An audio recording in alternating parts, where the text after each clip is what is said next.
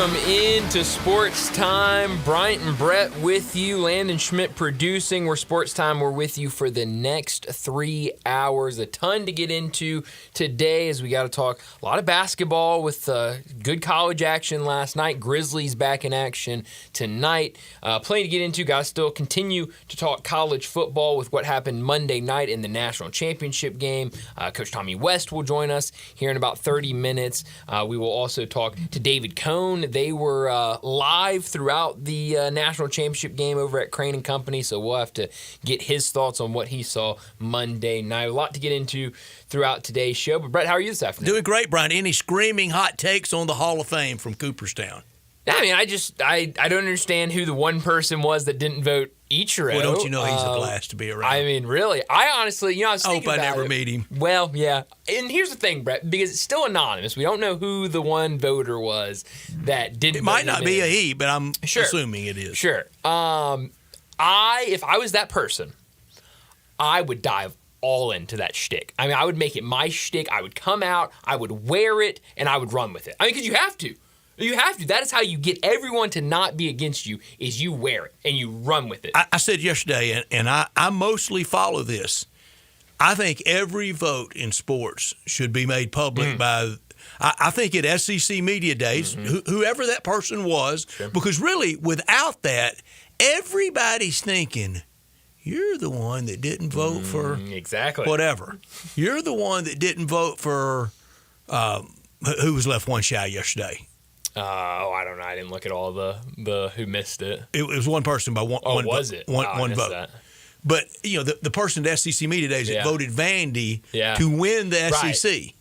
Everybody's thinking, did you do that? No, I didn't do that. And that's why I usually make that copy and show it to y'all. And like on the Heisman, I think the Heisman Trust, if you want to vote. Sure. It is to be revealed by them, and they have that page. Every Sunday, Reddit College Football, it has the list of how everybody voted that week. Is there a site like that for AP College basketball? There definitely is. I don't know exactly where to find it, but yes, there is. And I know a lot of people will tweet out their vote. And I think that is a very responsible thing to do, but it should not be. It should not be a secret ballot, not one out there in sports. I think all these Player of the Year and everything around sports, it should be revealed. Yeah, no, I'm with you, and I know another. I mean, Parthy Pajai, who is the AP voter here, I mean, he every single week he writes a story with how he voted in the AP poll. Our friend Clayton Collier did and does now in his job in Omaha as an AP college football voter. Yeah. Our friend Michael Katz does it down in Mississippi. Bright light of scrutiny. Put it out there. Yeah. No, I'm with you. Carlos Beltran, the one who just missed it by a vote. But I was looking at the unanimous, though. Unanimous. Ichiro. It was Ichiro. So that person that didn't vote for Ichiro, and only through the years, Mariano Rivera is the only one ever. Yeah. Man, who was the one person that didn't vote against Tom Seaver? Yeah. You really proud of yourself? Yeah. Way to go. Good work there, buddy. Yeah, it's weird, but I know that's kind of been the biggest takeaway from the voting was Ichiro not getting unanimous, which I think Carlos Beltran deserves being. I do too. I mean, he was only a couple of votes shy of getting in. And then the whole tainted by steroid crowd. Sure, of course, that's always. I mean, that's every year is going to be a talking point. But no, I mean, I didn't have an issue with who got in and. Like Class 3. Right before we came on the air on ESPN on one of the afternoon on the NBA show, Bobby Marks making a case for Memphis doing the deal to get Jimmy Butler. What do you think of that? I'm out on it. I know it feels like for whatever reason it almost feels like it's gaining more traction as we get further into it because we had those rumors. What was that, 2-3 weeks ago, where it was, Grizzlies are best odds and everything, and then that got shut down completely, and we haven't talked about that in a week or two, and now Bobby Marks is saying it on ESPN. I think there was an NBA podcast It's always national. It's never locally driven. I'm trying to think the other place I heard them saying they should go out. Maybe, was it The Ringer maybe has a podcast? And in NBA? anything, I don't know. I trust the local more than the national. Yeah, in anything. And I haven't heard anything locally about even interest from not the even Grizzlies. Random, not even credible or uncredible. Yeah, no. And so I don't buy it at all. It seems like, and we'll talk with Keith Smith later. He usually joins us on Thursdays, but he's going to join us this afternoon. And we'll talk to him about it, but it feels like the Suns doing everything they need to do to make it very easy to go out and get Jimmy Butler. They made that trade last night with the Jazz. They get 3 first-round picks in return for a 2031 first-round pick. Now they've got to move Bradley Beal somewhere. It sounds like Milwaukee would love to have Bradley Beal, and a lot of reports out there that say Milwaukee, has also been talked about in terms of Jimmy Butler, that they would rather have Bradley Beal than Jimmy Butler, so maybe they can work something out there, because it really feels like the only team that has an opportunity or shot, both sides wanting it to happen, is the Phoenix Suns. And breaking news, speaking of Milwaukee, their game tonight in New Orleans. Now, we could see it in Milwaukee. You would understand, late January game canceled in Milwaukee due to weather. Well, that's the thing, Brett. We wouldn't see it in Milwaukee. I mean, Probably not. They could get several feet of snow and we wouldn't see it. What would it take to cancel a game in Milwaukee? I have no clue. But 8 inches of snow in New Orleans, you talking paralyzed, and they are and have been in the whole refreeze stuff and all that. And, sure. But tonight's game in New Orleans, it's crazy. I mean, and I spent a lot of my evening yesterday just looking at pictures and videos. You had New Orleans get a bunch of snow. Hey, I mean, down in Destin, Florida, I mean, you're seeing pictures and videos of what is usually just miles of 38 covered with snow. I mean, it's the wildest thing to see. And I have no problem with the New Orleans Pelicans canceling their game tonight. Houston, inch and a half. Wow, I mean that's Austin. That's insane. And we talked about it yesterday, but you and I have talked about it. The SEC. Oh man, we love our snow-covered stadium pictures. Oh man, yeah, I was thinking about that conversation. To see Tiger Stadium. Yes, that snow encased. And I saw those pictures of the helmets sitting out in the snow, and I immediately thought back to that conversation. I saw A&M. I saw Austin. Saw a great one from Auburn, LSU. I mean, you don't get that opportunity every year, Brett. Especially when you're in Baton Rouge. So you gotta take it and make the most of it when you get it, I guess. Never seen it like that on game night down there. No, certainly won't. Now that I've heard a lot of people saying this feels apocalyptic to have snow down there. That would be it. If you get a game night in fall and you have that type of weather, then yes, then we can start talking. The global warming crowd would really take a hit then, wouldn't they? Yes, no, that would not be good at all. Headline that came out earlier today, they're talking about it right now on NFL Live, but Aaron Glenn, the Lions defensive coordinator, he is, it's being reported at least, he has accepted the job with the New York Jets. So now Detroit, and I think a lot of people thought this would happen, but now they're in need of both an offensive and defensive coordinator. Back-to-back D coordinators. Robert Saleh was that when he was hired by the Jets, and it flamed out horribly. And now Aaron Glenn and the Cowboys still out there to have a pick. Yeah, Cowboys just getting close and seeing, I guess, what's left. Good for the Cowboys. They got into the game late. They made their decision late to make a coaching change. So now they decided they're going to be the last ones to hire a coach. They're going to get into the game last. They're going to get out of the game last. New Orleans, Vegas, Jacksonville, Dallas. Huh. New Orleans, Jacksonville, Dallas, and who's the fourth one? New Orleans, Vegas, Jacksonville, Dallas. Okay, Vegas. Yeah, Dallas' best job out there. I mean, no doubt. I mean, they have their options, I think, of whoever they want. With any good health, I mean, yes. They're a 9-10 win team. Yes, certainly. 11. Certainly. And so, I mean, we'll see what they do, and we'll see when they do it. But Aaron Glenn going to the Jets. I forgot what I was listening to, and it was somebody talking about the NFL, and they thought that the Jets would maybe go offensive coordinator if they were going to go hire a coordinator or at least an offensive-minded coach. And so, a little surprising that after what happened with Robert Saleh, they go back to the defensive well. And we'll see. I mean, they have some young stars on that defense, and we'll see if they can build that. And now I guess the question is, now that Aaron Glenn is in the fold, what happens with Aaron Rodgers? Will he be back in the fold, or does something happen there? That will be question number one for Glenn and the Jets now in the offseason. Lee Corso, years and years ago, he said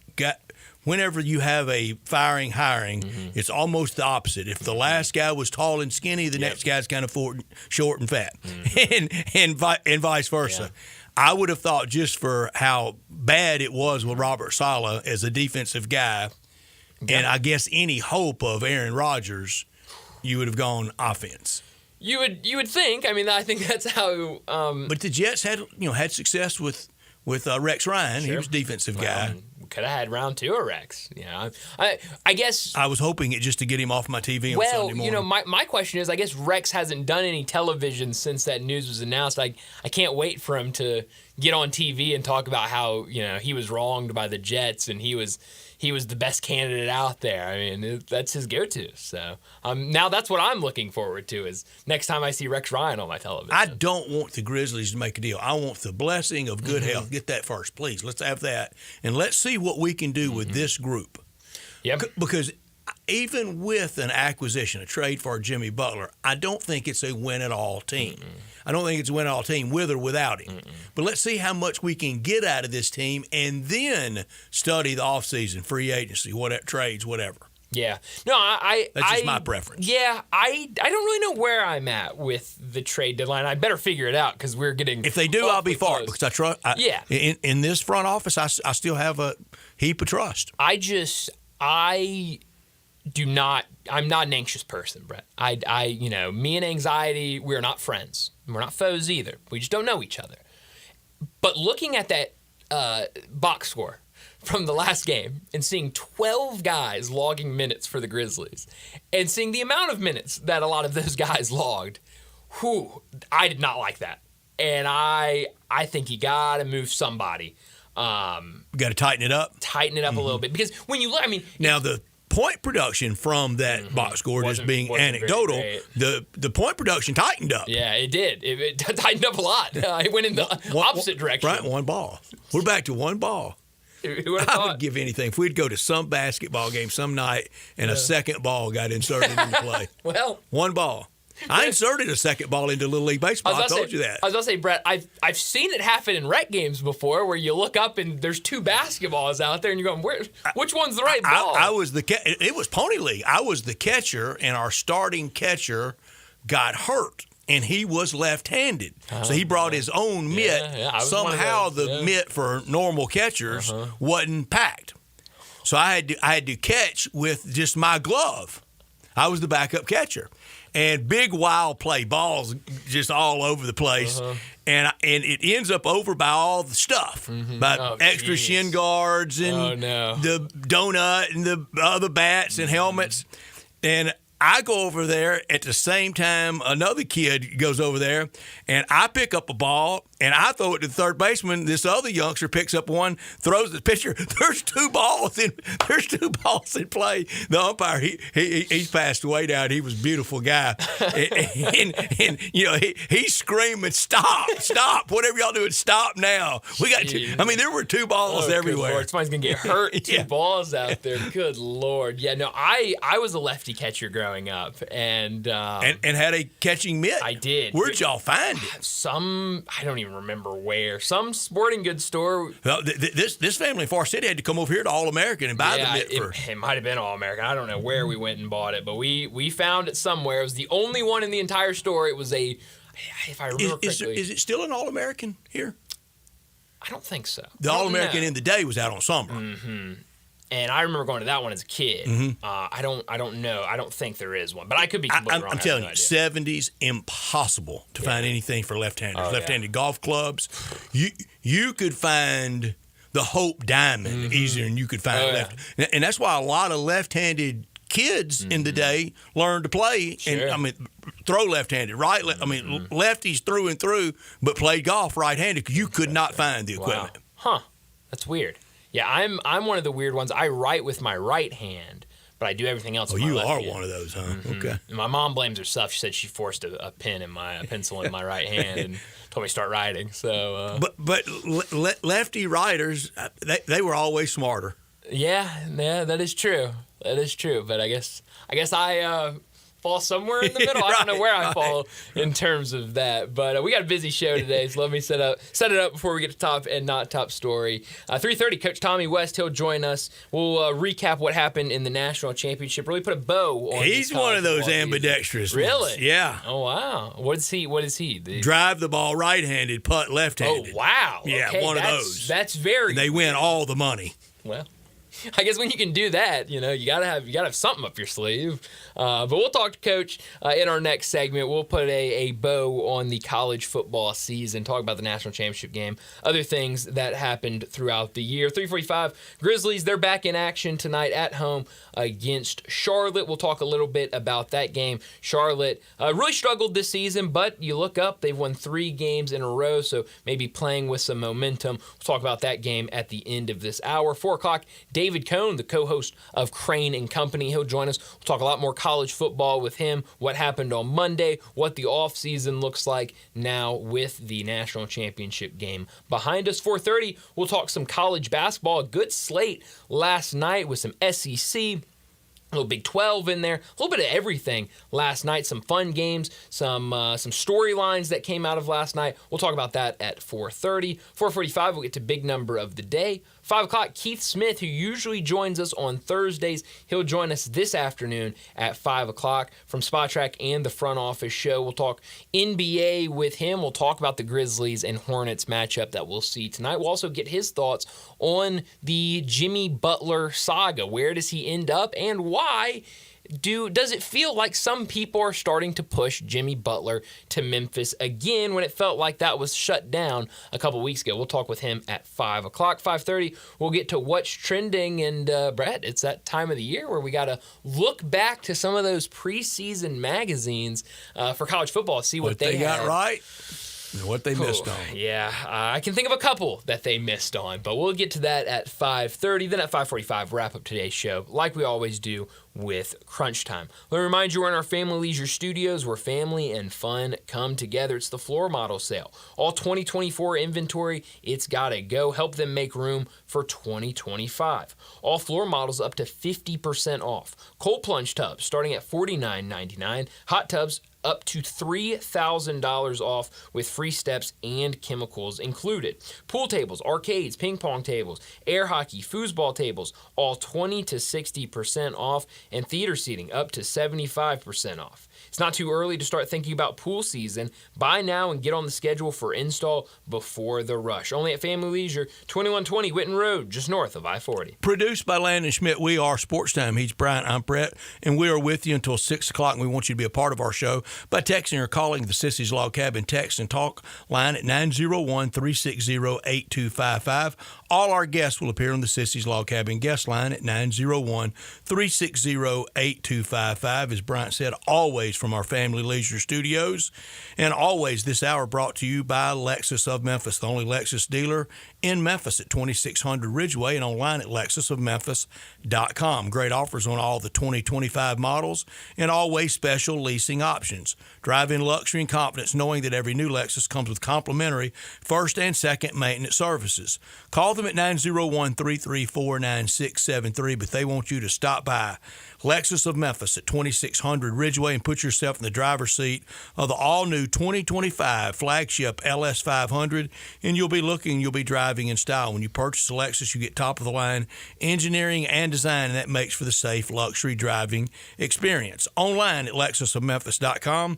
Experience amazing at Lexus of Memphis. Top story of the day. Well, my top story of the day has got to be the 2025 Hall of Fame voting in Major League Baseball. We talked about it to start the show. 3 get inducted: Ichiro, CC Sabathia, and Billy Wagner. A couple that just missed the mark. As we know, 75% of the vote needed. Carlos Beltran right there at 70.3%. Andrew Jones a little bit less at 66.2%. But the biggest headline is Ichiro Suzuki, and only needing one more vote to be the second unanimous player to be inducted into the Hall of Fame. The world's smartest man voted against him.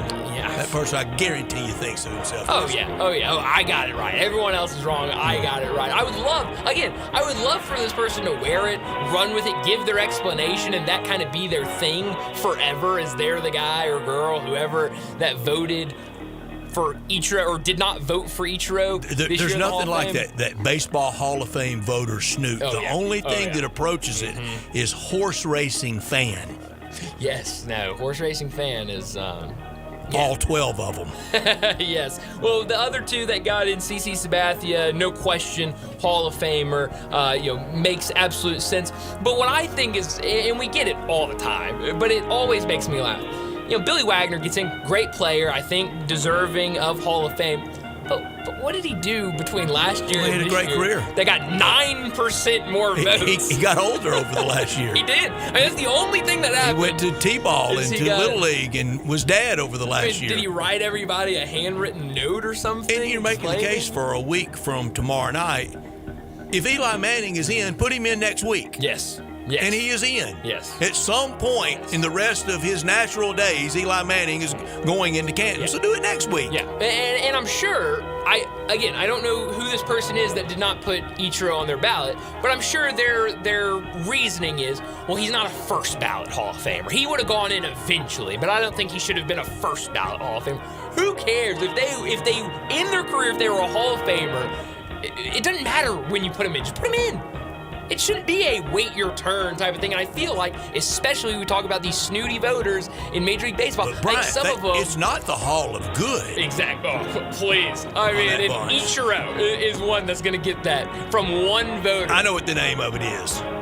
I can't stand when somebody tells me it's not the Hall of Good, Brett. Yeah, it's the Hall of Fame. I couldn't believe it, but here we are. I have no problem with the list, with the guys that got in, guys who didn't get in. Again, I would have loved Carlos Beltran to get in. Next year's class, man, it's a great one next year, too, for 2026. It is a great one, and I love Andrew Jones, and I hope he gets in me too. next year. I want Dale Murphy in the Hall of Fame at some point. Yeah. He should be in. My top story, Grizzlies on pace to win 53 games. They are already 16-5 at the friendly confines of FedEx Forum. 28 wins, already one more than last year. House of Mirrors nightmare last year that it was. 4th home game in the last 13 games tonight, coming off its 2nd consecutive double-digit comeback win and its 2nd win of the season when trailing entering the 4th quarter. Things are going great in Grizzlies world. Grizzlies getting ready to get on that roll. Not top story of the day. My not top story of the day, it's just the NFL in general. This is one of the, it's always fun time for the NFL, but this is one that I love because you've got a ton of different things going on at the same time. For some, you still have teams in the playoff. There's playoff talk. This matchup that we're going to get this weekend between Patrick Mahomes and Josh Allen is going to be a fantastic quarterback matchup with one of those players going to a Super Bowl. For one, it will be their first, and I think we'll get a lot of criticism taken off of them. For the other, it will just continue the dynasty in what he's doing, as we say, just needs to fill out the rest of that, the back of that card, because we know he's going into the Hall of Fame. Nobody will have any questions about Patrick Mahomes. Should he or should he not be in the Hall of Fame? But it would just continue the dynasty if he goes in. So you've got teams like that, 4 teams remaining. Then you got other teams that are making head coaching hires, teams that still are out there looking for head coaches. The Jets, they make their hire today with Aaron Glenn. We saw the Bears make their hire with Ben Johnson earlier this week. The Cowboys still sitting out there trying to figure out who that next head coach is. And then you have a lot of teams that their offseason has begun. And for some teams, for one team in particular, they have whatever player they want in the NFL draft. And Brett, I just saw this on my phone. We have a new favorite for the number 1 overall pick. Now, will it be the Titans making the pick? Will it be someone else? We don't know. But Cam Ward has moved to number 1, the number 1 odds. Landon, Cam Ward, is he the future Titans in Nashville? I don't know. I've seen a lot of comments that people want Cam Ward. I've talked to others, and they'd rather prefer Shedeur because he can see the field real well. He's got pinpoint accuracy. Doesn't really have a strong arm. I say at this point, with our new GM, he's very much NFL draft minded. He's very much, you can't build a team off of free agency. You can have some veterans in there, but if you really want to build a strong team, you got to do it with the draft. So I don't hate the pick. I think he'll mesh well, especially if we keep bringing in new blood. I think, Titans could be on the up and up. So I'm not mad at it. Cam Ward minus 110. These are odds from Caesars Sportsbook. Cam Ward minus 110. Travis Hunter plus 180. Shedeur Sanders plus 275. My not top story, the Memphis Tiger basketball team, 11-2, ranked football team, 11-2, and ranked 24th in the final AP poll. And it got a collective big yawn yesterday.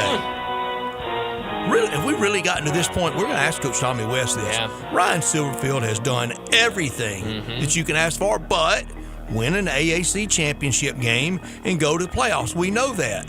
But 11-2 and finish a year 24th. Basketball, a win's a win, but football, held to it. Okay, maybe not an Alabama standard, held to an LSU standard. Yeah, it's hard to ask for more. I don't know, but really, it's hard to ask for more when you in the season in the top 25. I know what we want. We want the conference championship. We want that spot in the college football playoffs. But when that doesn't happen and you still finish the season in the top 25, we talked about it. After that Navy game, this team could have laid down and said, we're not going to make the conference championship game. We're not going to make the playoffs. And they continued to fight a huge bowl win. And in the season in the AP top 25, a really, really great year for the Tiger football team. Let's go ahead and they'll wrap up Top and Not Top story. When we return from this break, we're going to talk to the former Memphis Tiger football coach, Coach Tommy West. He joins us next, talk some college football. Be sure to follow us at Sports56 WHBQ on Twitter, Facebook, Instagram, and YouTube to watch live video of our shows. Stay up to date with station events and have chances to win prizes. Don't miss out on anything that's going on. Follow us at Sports56 WHBQ. I'm Gary York. I'm the service director of Lexus in Memphis. Our service department wants to be more than just a place where you get your oil changed. We do glass repair, windshield replacement, recalibration of your camera and sonar systems, even wheel repair, tire replacement, all the things you would expect from a luxury automotive dealer. Please check out our website. You can schedule your appointment, check out our specials, hours of operation, or if you'd like to do it in person, please reach out to one of our associates at 901-271-5199. I think people forget there's a Central Barbecue location in South Haven. And that's on us. Well, you. What does that mean? Well, you're the spokesperson for Central Barbecue. It's your responsibility to remind people there's a Central Barbecue in South Haven. It's very convenient that I'm the spokesperson when there's responsibility to be taken. Just mention the Central Barbecue location in South Haven. I got a lot to remember. There's a location on Butler downtown. There's a location on Summer, on Poplar. And Getwell Road in South Haven. How hard is that? I've heard you call yourself a spokesperson for Central Barbecue. It was just to pick up chicks. Hi, this is Troy Five Ash, owner of Five Ash Roofing. Did you know there are so many roofing companies in Memphis that I don't even know them all? So that begs the question, which one should you choose? So I thought I'd give you a little background about me. My grandfather was a World War II Marine. My father worked for the University of Memphis for nearly 30 years. My mother, a pianist at Raleigh Baptist Church. Seems like forever. I went to Brownsville Road, Craigmont, and Bartlett High School, class of 81. We support the local school systems, youth athletics, and believe in what St. Jude and Le Bonheur stand for. I'm a Tiger and Grizz fan. The point? Memphis is my home. Five Ash Roofing will be around if you ever have a problem with the service we provide. Five Ash Roofing, fair, honest, and ethical, with deep local ties in our community. 367-0050 or memphisroofer.com. 5-Ash Roofing, it's what we do. We're here for you. New year, new savings during the Gossett Chrysler Jeep Dodge Ram Fiat Start Something New sales event on the bike. We got it covered in 2024 Jeep Grand Wagoneer L Series 3, $23,156 off MSRP and 0% for 36 or 3.9 for 72 months is available. 2023 Jeep Renegade Upland 4-wheel drive Sport, $309 a month. Buy it for $23,723 and power up in 2025 Ram 1500 Bighorn, $13,758 off MSRP or $629 a month. Plus all 2023 models, you can save up to $16,906 off. So drive past the rest, come to the best. Gossett Chrysler Jeep Dodge Ram Fiat. Online, GossettMotorCars.net. If you want it, we got it at Gossett Motorcars. 145, 331, MSRP 123, 155. Renegade Triple P 57, 256, MSRP 31095. Ram SN 544, 525, MSRP 56, 825. Includes all rebates and incentives and excludes PF 695. Excludes tax title and license with approved credit. See dealer for complete details. Dealer stock only. Online radio show is back on WHBQ Sports 56 and 98.5 FM. Every Monday night at 6, hear the latest news on your Ole Miss Rebels with Nancy Porter with 24/7 Sports. Your Ole Miss defensive captain Mike Fitzsimmons. Gordon Ford covering SEC sports ball. And former Ole Miss baseball announcer Gary Garvey from kickoff to first throw to extra innings. Your Ole Miss sports on the Rebel Yell Hotline Show. Right here Monday night at 6 on Sports 56, 560 AM and 98.5 FM. Your Mid-South Sports Station. Now, Sports Time. Sports 56. This hour is brought to you by Lexus Cars. Here are your hosts, Star Sports Movie, Brian Davis.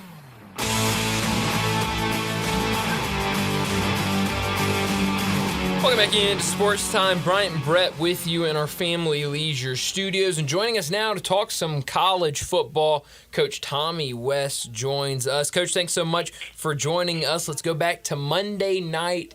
Ohio State and Notre Dame. Notre Dame comes out hot, a great first possession for them. They get into the end zone, and then really from there until early in the fourth quarter, it was all Ohio State. They end up winning the game. What'd you make of the national championship game?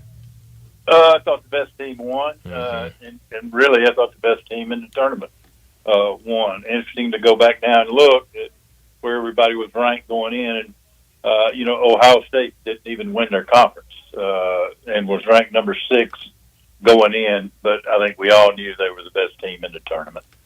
Yeah, it really feels like you could go all the way back to August, and a lot of people had Ohio State, Georgia, Oregon, or Texas kind of in that 4-team mix. And you mentioned they were the best team in the tournament. I think if we replayed it, they would win. They may not win with the margin they did over Tennessee and Columbus or the margin they did over Oregon and Pasadena, but I think if we replayed the whole darn thing, they'd win it again. I think so, and the thing I like is I don't agree with the way it was set up, but I really like having more than 4 teams because really Ohio State wouldn't have been in it with 4 teams. So I like it, but I think we can. There's a better way we can do it. And I talked about it yesterday, Coach West. There was a time, a long time ago, but in your playing days in the 70s, if Ohio State had lost that game to Michigan, not only would they not been in any tournament, they wouldn't have even gone to the Rose Bowl. They'd have sat at home. No, they would not have been in the New Year's Day Rose Bowl. It's crazy. I got some thoughts on it. I really think that we should go to 16 teams. And it can't be more than 4 games. I mean, that's all it can be. But when I say go to 16 teams, we put 16 in, but there's no buys. This year we basically had 16 counting the buys. And then we'd go 16 to 8 to 4 to 2. But I looked at it, and the 4 teams that would have got in, everybody that was in would have been in. Same way it was. But 13 was Miami. 14 was Ole Miss, 15 was South Carolina, 11 was Alabama. Clemson was 16. They were already in. Arizona State was 12. They were already in. So the 4 teams that get in with 16 teams are Miami, Ole Miss, South Carolina, Alabama was the teams that everybody talked about anyway. And then you would have had some great matchups. Oregon would open with Clemson. Georgia, South Carolina at Georgia, Ole Miss at Texas, because I would have gone one plays 16, two plays 15, three plays 14 down the road. Miami plays Penn State, Arizona State, Notre Dame, Alabama, Ohio State, and SMU to play Tennessee, Indiana, and Boise. That would have been the opening games. I just think that would have made for a better tournament. Okay, let's say when we go to that, do you want to have more games on campus, or do you want to incorporate more bowl games? No, I like the way they did it. I think the first round with 16 teams, the first 8 games were on campus. I think those teams have earned that. I do not think that just because you're in a Power Five, a group of 5, you don't get. I don't believe that they deserve an automatic bid. I don't think you get in just because you're not in the group of Power 4. Mm-hmm. You earn your way in, and Boise would have got in. Sure would have. Anyway, because Boise was, I believe they were 9. They were number 9 going in, so they would have gotten in anyway. But you earn your way in. There's no automatic. You get in just because you win your conference. But the conference champions, of the 4 conferences are going to get in anyway. Yeah, I'm with you, Coach, on that, and especially with 16. Memphis would have got in that year with Mike Norvell, the year they went to the Cotton Bowl. UCF, that's right. in those years with Scott Frost, they would have gotten in. So those Cincinnati teams, Cincinnati would have got a better break. One of those years left out of the 4, then they got in. The next year, they would have been in the mix. They could have been in there swinging. Yeah, you can't. I think they tried to go with some buys. They were trying to pattern somewhat after the NFL, having some bye games. But the NFL has 2 leagues. I mean, they got the NFC and the AFC. Man, we got a lot. We're dealing with a lot more than that. So I don't think. I just don't believe in the buys. And all 4 teams that got a bye lost anyway. Mm-hmm. Yeah. What do you make of the kind of schedule where it's at right now? I've heard a lot of people say that, man, way too long. I was not as locked in as I should have been for the national championship game because it's being played in late January. I've heard some people say move Army and Navy to week 0 or week 1 and then have that weekend as kind of the weekend where you start the playoffs. How do you see it, and would you change it? I don't have a problem with that. I'm disappointed now because all we've got left is a couple of weeks of NFL games. Yeah. College is over, and I don't have a problem. The week before Army Navy, you've got all the conference championship games, mm-hmm. and then you've got Army Navy, which I kind of think deserves to be where it is. I mean, I'm a traditionalist. I like history. I love that game being where it is. We've talked about that. Mm-hmm. I don't have a problem with the length of it right now. The only thing I say is that you can't expand and have more than 4 games, 4 weeks, not 4 games, but 4 weeks. I think that's plenty for the playoff, and it worked this year. Coach, this University of Memphis job is just an expert, PhD on it, and it's boot leather tough. It can be really hard, but it also can be very rewarding. Brian and I were just talking about the Tigers finished 11-2, won a bowl game, won on Thanksgiving night in front of the whole country against Tulane, finished number 24 in the AP to a collective yawn around here. That's not good. Ryan Silverfield's doing too good a job not to. I mean, he should be being paraded around town on a throne.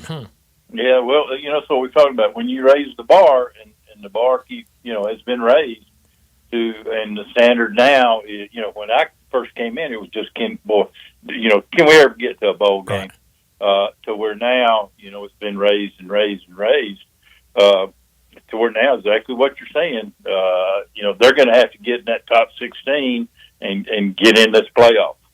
Yeah. I think that's the next step for them. When you accepted that job, there were 2 bowls around here that the Tigers were really associated with historically: the Pasadena Bowl and the Burley Bowl. Yeah. And you raised that bar, and you said then going to any kind of bowl will be the start of something good, and look what it led to. Yeah, that's exactly right, and they continue. I'm going to give some. I forgot the guy's name that came in after RC, the AD, but I give him some credit now. He kind of took that thing and started building facilities and putting some money into football. I always said while I was there. Again, I've said this. Everybody said Memphis is a basketball town. I said, no, I don't believe that. I think Memphis is a sports town. I said, I think they love sports. but they like a winner like every other town. And why can't the question was, why can't our football be like basketball? Well, when I was there and Cal was there, I mean, our basketball team had a top 5 budget in the country. And football got nothing. So, I mean, when they started building the facilities, putting the money in it, then they started recruiting even better. And you see where it's got to. And I still believe that it can keep going. Yeah. And you've had a history, your last few years of coaching. You coached at Middle Tennessee under your friend Rick Stockstill, and I think I have this right. This year in the non-Power 5 conferences, every freshman of the year is already on their way to a Power 4 school through NIL. That's rough stuff for coaching at that level. Well, it's just like everybody said. I mean, we would have had a very hard time keeping D'Angelo, Danny Wimprine, Gotkowski, all the guys we had at that time. We'd have had a hard time in today's game keeping them. It's going to kill the mid-levels. I think it's going to be really hard for them to continue. They'll have your program, have their games, but it's going to water down because anybody. And how do you blame a kid? How do you blame him when he gets offered, $250,000, $300,000, $400,000, $500,000? How do you say, well, you're an idiot if you go? We're going to get you a barbecue dinner down here once a month. But it's just it's kind of like a food chain. It's just the way it is. Right. Mm-hmm. Yeah, it absolutely. I didn't even know that. That's crazy. But I guess it doesn't surprise me. Going back to that national championship game on Monday night, when you look at what Ohio State has done, we were talking about Monday afternoon. I mean, just the receivers that they've been able to roll through. Could we be talking about them doing this back-to-back next year? They lose some defensive guys. They lose some good players on defense. Now, they've got good players behind them. The only thing I'll say is we all know how hard it can be to repeat. I mean, it's difficult. Again, I hope they can go to 16 teams because after 16, it's going to get watered down. But with 16, those teams that I said that got in, it would have been Alabama, Miami, Ole Miss, and South Carolina. All were pretty good football teams that could have gone into that tournament and beat somebody. Yeah, could have won a game or two. I really could have won a game or two. Not going to win it all. Not going to win it all. I think except for Ohio State, I think Ole Miss could have been pretty square with everybody else. I don't think there's any question. Ole Miss, Texas would have been a heck of a starting game. I mean, they would give them all they wanted. Yeah. I hope they can come to something like that. And again, surely they'll do away with the buys in it. And they may think, well, 16 teams is too many. I don't think it's too many because you don't lengthen. If you don't have any buys and you play it straight through, then you don't lengthen it at all. It's the same as it was this year. I think that would be the way to go. Personally, I hope they do that. I hope they look at something like that. Because I bet they don't call me. Mm-hmm. Well, we're going to call you. We sure want your opinion, and we have loved it. It's just been 2 years that the SEC has been on the outside looking in, but one led to two, and what if two led to three? How will the SEC get back next year? Who knows? I think that the SEC kind of beats herself up. The reason I'm opposed to conference champions getting an automatic bid is because I don't think it's fair when you start comparing the ACC and the SEC and the Big Ten. It's not fair. The ACC is nowhere near. Their teams are not anywhere near. Clemson won it, and they were 16. They would have ranked 16 going into it. So, I don't think that should be an automatic. I think you got to be ranked. You have to earn your way in, and that way you can earn your way with the SEC strength of schedule. They would have got their teams in. They don't get punished because they have to play in the SEC. Mm-hmm. That's what hurts the SEC.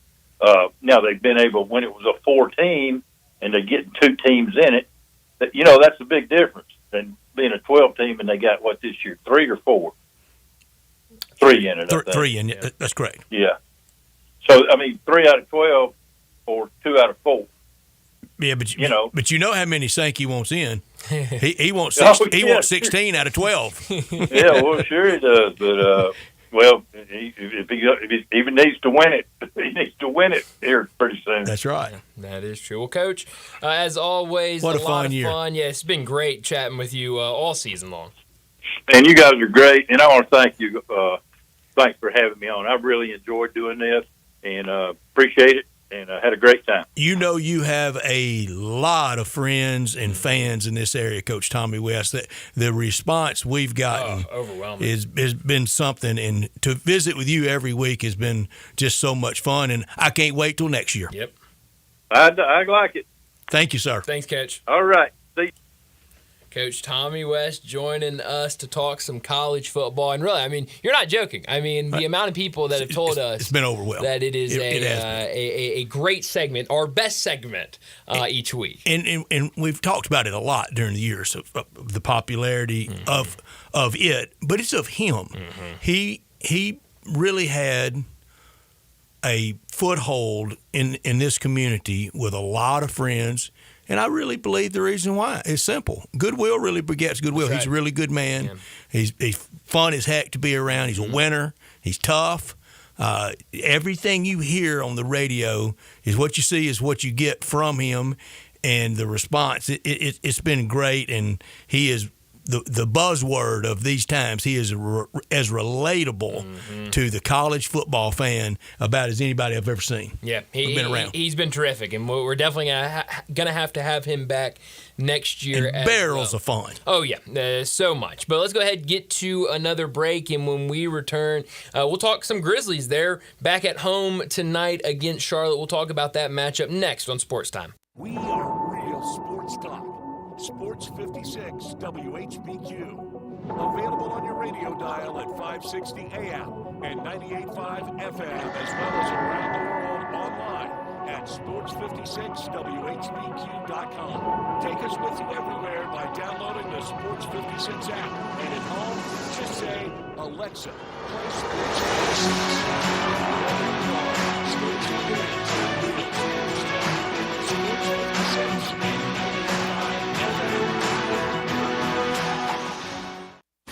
Step up your wings game at East Coast Wings and Grill with 60 wing flavors and 7 heat indexes. Do you have what it takes to turn the heat of your wings up to insanity?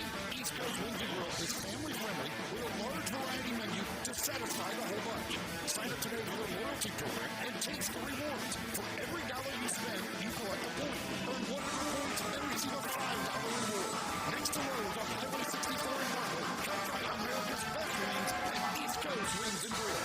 You know, sometimes I wish I had a gun. Well, I'm armed, but before I bought one, I still went to Top Gun Academy to learn to protect myself without a gun. How is that possible? Top Gun's personal protection training. It's perfect if you want to protect yourself without firearms. I don't know. And it's perfect if you feel the need to carry a gun for self-defense, because the last thing you really want to do is shoot. That is scary. Not at Top Gun. It's very comfortable, and you learn to load, handle, and shoot a handgun safely. Protect yourself. Go to Top Gun Academy. They're at 2770 Witten Road.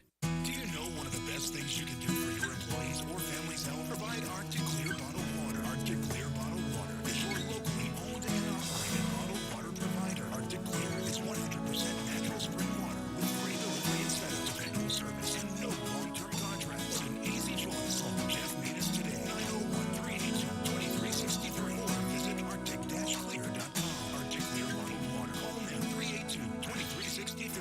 That's 382-2363. Mid-South, it's time for a new year and a new ride from Gossett Mitsubishi on the Pike. Get 2024 Mitsubishi Mirage, a perfect compact hatchback for commutes, getaways, and just about everything else for $299 a month. Or buy Mirage for $18,410, gets 43 MPG highway. Or take your pick from 2024 Mitsubishi Outlander plug-in hybrid PHEV, named 2025 Family Green Car of the Year for 3 straight years. Or 2024 Mitsubishi Outlander, now just $399 a month. Plus, get peace of mind with Mitsubishi's 10-year, 100,000-mile powertrain limited warranty. Get to Gossett Mitsubishi today to start your year off right. 1870 Covington Pike and 24/7 at MemphisMitsubishi.com. If you want it, we got it at Gossett Motor Cars. ISO 15630, MSRP 18410, PHEV RZO 66681, MSRP 42750, Outlander RZO 88655, MSRP 32770. Includes all rebates and incentives. PF 695 excludes tax title and license with approved credit. See dealer for complete details. Offer valid through end of the month. Dealer stock only. Sports 56 traffic. Good afternoon. Traffic volume has increased quite a bit. Already out here in a couple of spots, like Sam Cooper going outbound, passing Perkins. They're still working over there, and they have been for the last couple of days. This time of the afternoon on that 55 southbound ramp at 3rd, as it picks up a little bit more volume. I-40 up through the Midtown area, especially over here at I-40 at Chelsea. Weimer's Jewelry, located 7525 Highway 64, is your Valentine's Day headquarters. I'm Commander Chuck with your on-time traffic.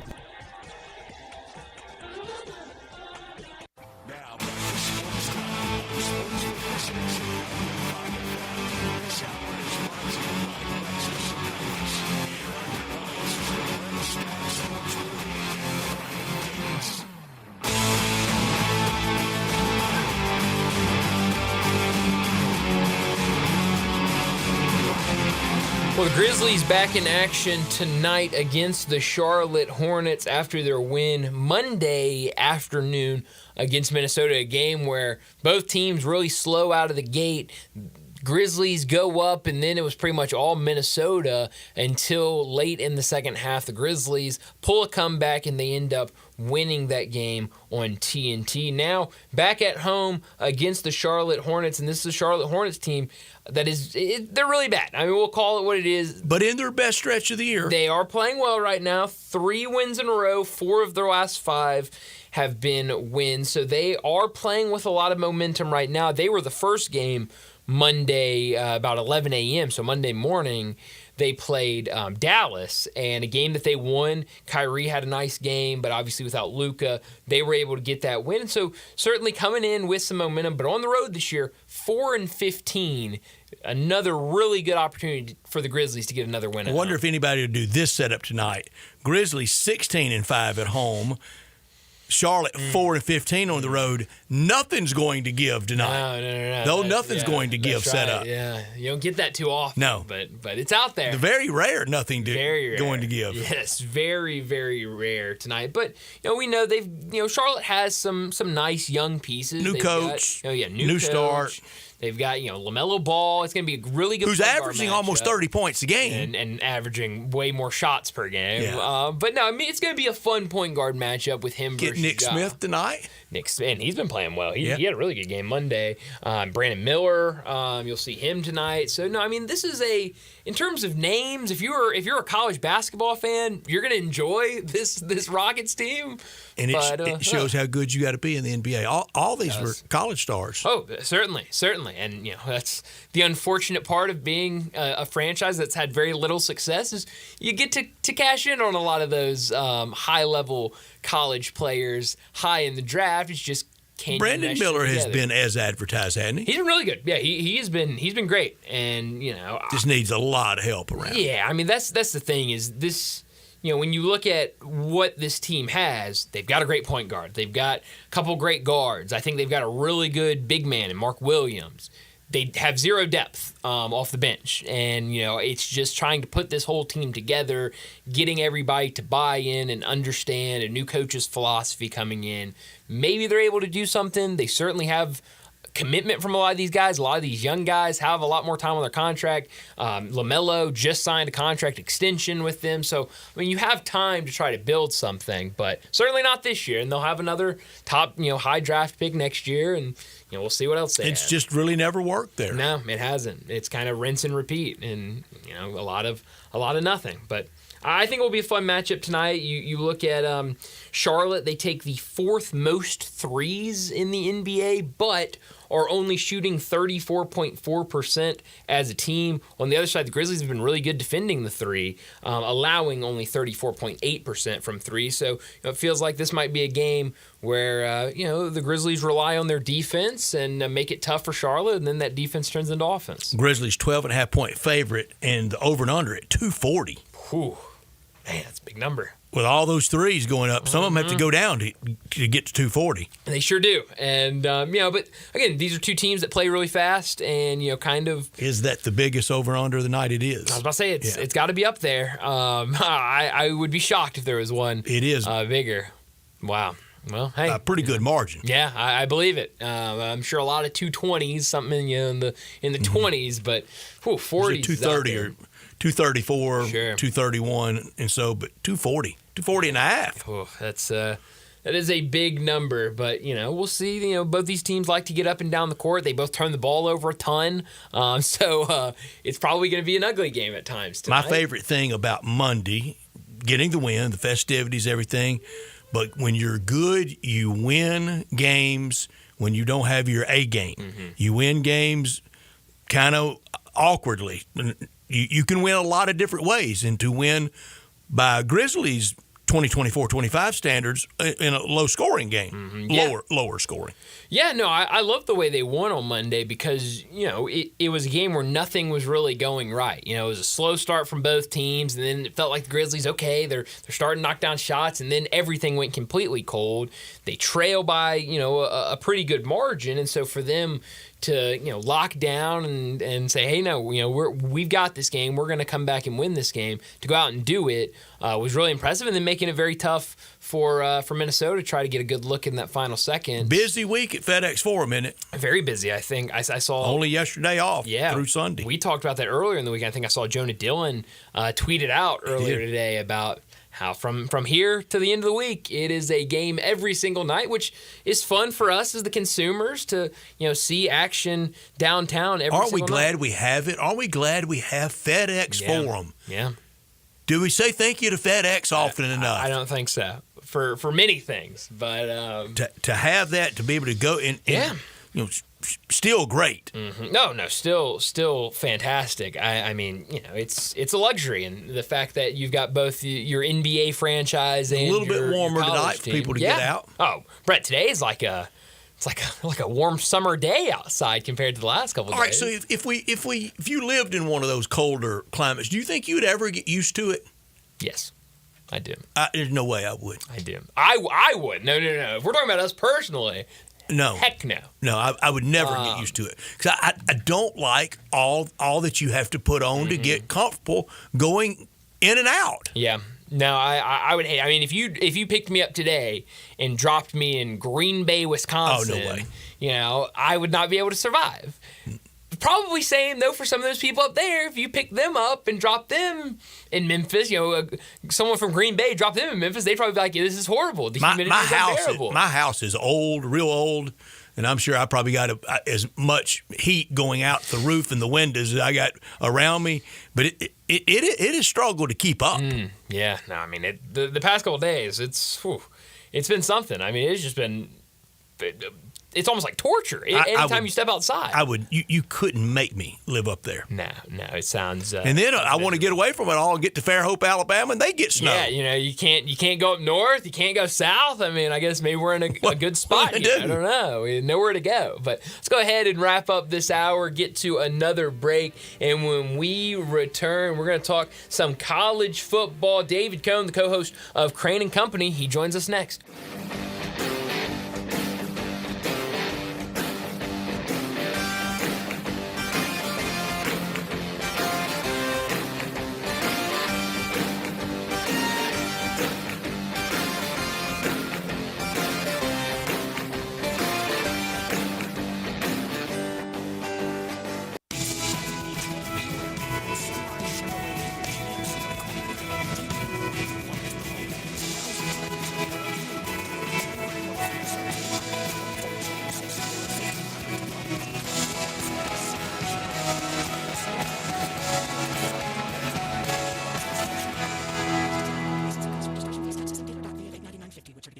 Example, stock number RZ307440, MSRP 82085, dealer discount 7425, purchase allowance 2750, sale price 71910, expires 3325. You get the best of Memphis for lunch and dinner at Elwood Shack. Choose from house pastrami, corned beef, smoked turkey, roast beef, roast pork, beef brisket, and pulled shoulders, all made in-house. Elwood's fresh baked bread is delivered daily only in our bakery in Cordova, and all Elwood's gifts and sweet treats come from Frost Bakery. Open daily for lunch and dinner at Elwood Shack on summer in the Lowe's parking lot. And the newest Elwood's at 4045 across from the Urban. Get the best of Memphis, not anywhere else at Elwood Shack. At Jason's Deli, when you're dining in or picking up curbside, you can expect wholesome food and no surprises, just delicious sandwiches, crisp salads, and quick quality meals made with the freshest ingredients and no artificial trans fats, MSG, high fructose corn syrup, or artificial colors and dyes. Around here, a lot of thought goes into what we put into our food and what we take out of it, because you're not just taking a bite, you're getting a taste of who we are. New items are constantly being created to expand our menu for all tastes and special diets with vegan and gluten-free options available. Convenience and on-time delivery you can count on. It's just a click away at jasonsdeli.com, so whether you need to feed 5 people or 5,000, the team at Jason's Deli, they have the credentials and the commitment to keep you satisfied. Freshness is nearby at Jason's Deli with locations at Ridgeway in the Park Place Center, Poplar and Highland, Germantown Road in Cordova, and on Goodman Road in Olive Branch. Jason's Deli. It's wholesome food and no surprises.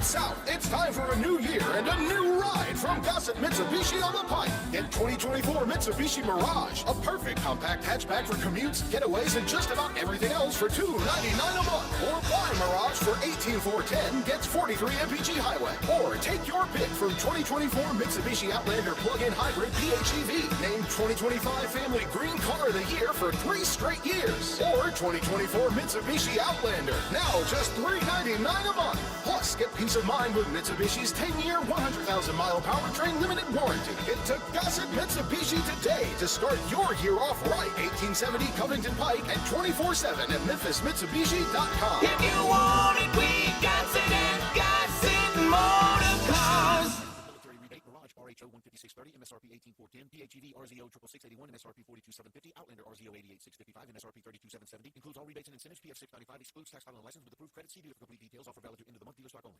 This is Original Sports Station. We are Sports 56, WHBQ Memphis, and W253DF Memphis.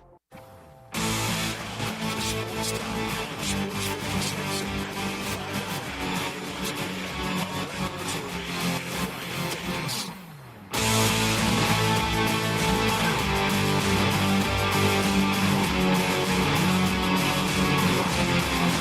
Welcome back into Sports Time. Bryant and Brett with you as we start our second hour. And joining us now to talk some college football, co-host of Crane and Company, David Cohn, joins us now to talk some college football. David, thanks so much for joining us. I know y'all went live during the national championship game. I was watching y'all Monday night. Looked like y'all were having a blast. It was a blast to watch. How did that go Monday night during the national championship game? What a fantastic close to the season, and as always, thank you guys so much for having me, and thank you for tuning in on Monday night. We really appreciate that. I think we did 300,000 views across multiple platforms for our national championship stream, which even exceeded last season when Michigan was playing in the national championship. And, you know, I didn't think we'd see bigger numbers than when a school that I played for was being featured in the national championship. And also with no SEC school being featured in the Natty, we were a little bit concerned there too. But, you know, it's a testament to the growth of the show and to the Crane brothers and to college football fans across this country that they're willing to turn us on for their audio and their commentary while watching the game on other networks. So I'm very thankful. I'm very grateful, and just love college football. It's exciting to get through another season. David, it shows, and you are a gigantic part of that. And all year, back from August to now, today's our last day that we'll regularly visit. You know, we'll check in with as breaking news, and then back around to media days into next year. And when we get back around to media days, and we're sitting at the College Football Hall of Fame in downtown Atlanta at SEC Media Days, that's really, you know, 4 days of promotion for the next year for the SEC. How long? 2 years. It's not the wilderness, but it's a developing trend. Yeah, no doubt. It'll be here before you know it. And like I said, you guys call me anytime you need to have me on, because it's going to be an exciting off season. And then the draft is interesting as well, because the draft, we're talking about college football players who are going to transition and achieve those life dreams of going into the NFL. And yeah, when you talk about the SEC Media Days specifically, there's so many different storylines that are fascinating with that conference all by itself. I just think about Texas and Steve Sarkisian doubling down there, even though he undoubtedly could have gotten some NFL job offers. Is Arch Manning going to be as great as he's billed out to be? Is that even possible with all the hype? What's going to happen with Kalen DeBoer at Alabama after going 9-4 in that first season? I'm really interested in our home state of Tennessee right here. How does Nico Iamaleava progress, and what can Josh Heupel achieve in Knoxville next year? There's just every single team, man. You can just go down and really across the country, man. So many great storylines for the sport. Mm-hmm. Well, you mentioned Arch Manning. I saw some way too early Heisman odds that had him with the shortest odds to win the Heisman next year. What will that look like? Obviously, we have the entire offseason to discuss this, but how seamless of a transition will it be from Quinn Ewers to Arch Manning? Well, I think that's what the entire college football world wants to know. And I did a case study on what Florida did in 2006. That was my freshman year. Mm-hmm. Tim Tebow came out in my year. Tim Tebow and Matt Stafford were the two number one quarterbacks, dual threat and passing quarterbacks for the class that I came out in. Obviously, Matt Stafford went to Georgia. Tim Tebow went to Florida. And in that 2006 year where Florida beat the Buckeyes in the national championship, that was Chris Leak's team. Chris Leak was the main quarterback, but the way they utilized Tim Tebow was so impressive, not just in short yardage, but had multiple packages for him. Remember, he threw a touchdown and ran a touchdown in that national championship game. I didn't see Arch Manning as much in those critical moments. I know he came in on a 4th and 1 there in the college football playoff, and he even started in some games when Quinn Ewers was injured. But it's not like they went to Arch Manning in very critical situations time and time again as they were trying to make the national championship and win the national championship. So I'm interested to see how much of this is the hype because of his last name, how much of this legitimately is because he's the greatest quarterback prospect we've ever seen. I have a feeling it'll be somewhere in between those two things, and the rest of the college football world can just get our popcorn ready and await next season. That's a great comparative year, 06, and that Tebow package, those packages at playing time, that wasn't just throwing a few flowers at him to keep him happy. It was really a good change of pace from Chris Leak that had the other team game planning for so much. It felt like Arch's playing time, except for the injury time. It was a little bit just let's play him, so somebody doesn't come after him hard in the portal. Well, you're exactly right on the Tebow and Florida analysis. I mean, if Tim Tebow's the starting quarterback that year, Florida doesn't win that national championship. People often forget Chris Leak was one of the top 5 most highly recruited high school recruits of all time when Ron Zook got him to go to Florida, and then obviously Urban Meyer came in. Florida doesn't win that national championship without Chris Leak. Does Florida win that national championship without the packages Tim Tebow provided? I think that's a more interesting conversation. I'd have to go back and watch every single game very critically to see if they could have pulled that off.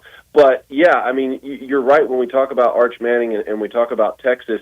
I don't know, it felt like they could have used him in more scenarios. And, again, I broke down the touchdown that he ran against Texas A&M on a great zone read play they had designed. Again, they had a trick built off of it. Steve Sarkisian's so great at doing this. They had a play to complement built off of that when they made the college football playoff. But, again, only time will tell. All the hype in the world, and you're going to have that when your last name is Manning. And it's not just the uncles, right? I mean, some of us still are diehard old school football fans and remember what his granddaddy was able to do. And my father-in-law, Richard Todd, still says, hey, what Archie was able to do with the Saints and some of those 8-8, 500 years was some of the most incredible quarterback play that Richard said he had ever seen. So the hype is certainly there for a reason. I remember him well. I'm the single reason I'm a college football fan, with the 2 reasons, was the 1969 primetime game on Saturday night on ABC to watch Archie Manning and Ole Miss play Alabama and Bear Bryant. And that night I knew I was hooked. David, you mentioned 2006, and you mentioned Stafford and Tebow. You know who that third quarterback that was up there in a lot of those rankings ahead of them, even in some? I definitely do. Mitch Mustaine went to Arkansas. What a sad trust story. me, Brett, I heard the names Matt Stafford, Tim Tebow, and Mitch Mustain more than I ever cared to hear in my life, because obviously that was who I was being measured against. And, as a kid from the South was locked up with Mitch going to Arkansas, Stafford coming from Texas to go to Georgia, Tebow going to Florida State, where I wanted to go. Christian Ponder came in, and obviously I threw with Christian at Georgia Tech, and he ended up being a starter for the Vikings. Florida State actually took 2 quarterbacks that year.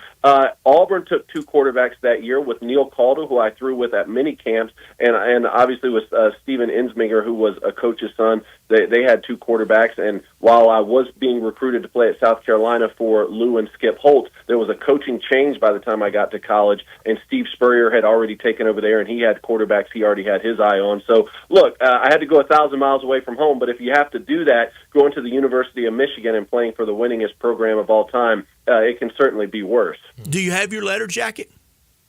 Oh, yeah. I wore it for what did I wear? I wore it as we took Adam up to his first football game ever when Michigan and Texas played. Good. I'm glad you did. And that year, you'll remember this, how close Tebow really came to signing with Mike Shula in Alabama, and Mitch Mustain was kind of all over the place, but Mike Shula tried to get in on him a little late after not getting Tebow, and he was flirting with USC that he eventually transferred to, but signing with Arkansas. I never knew.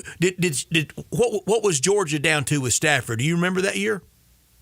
I don't remember. I just either. remember. I just remember him being the number 1 passing quarterback, and as soon as Mark Richt could sign him, he signed him.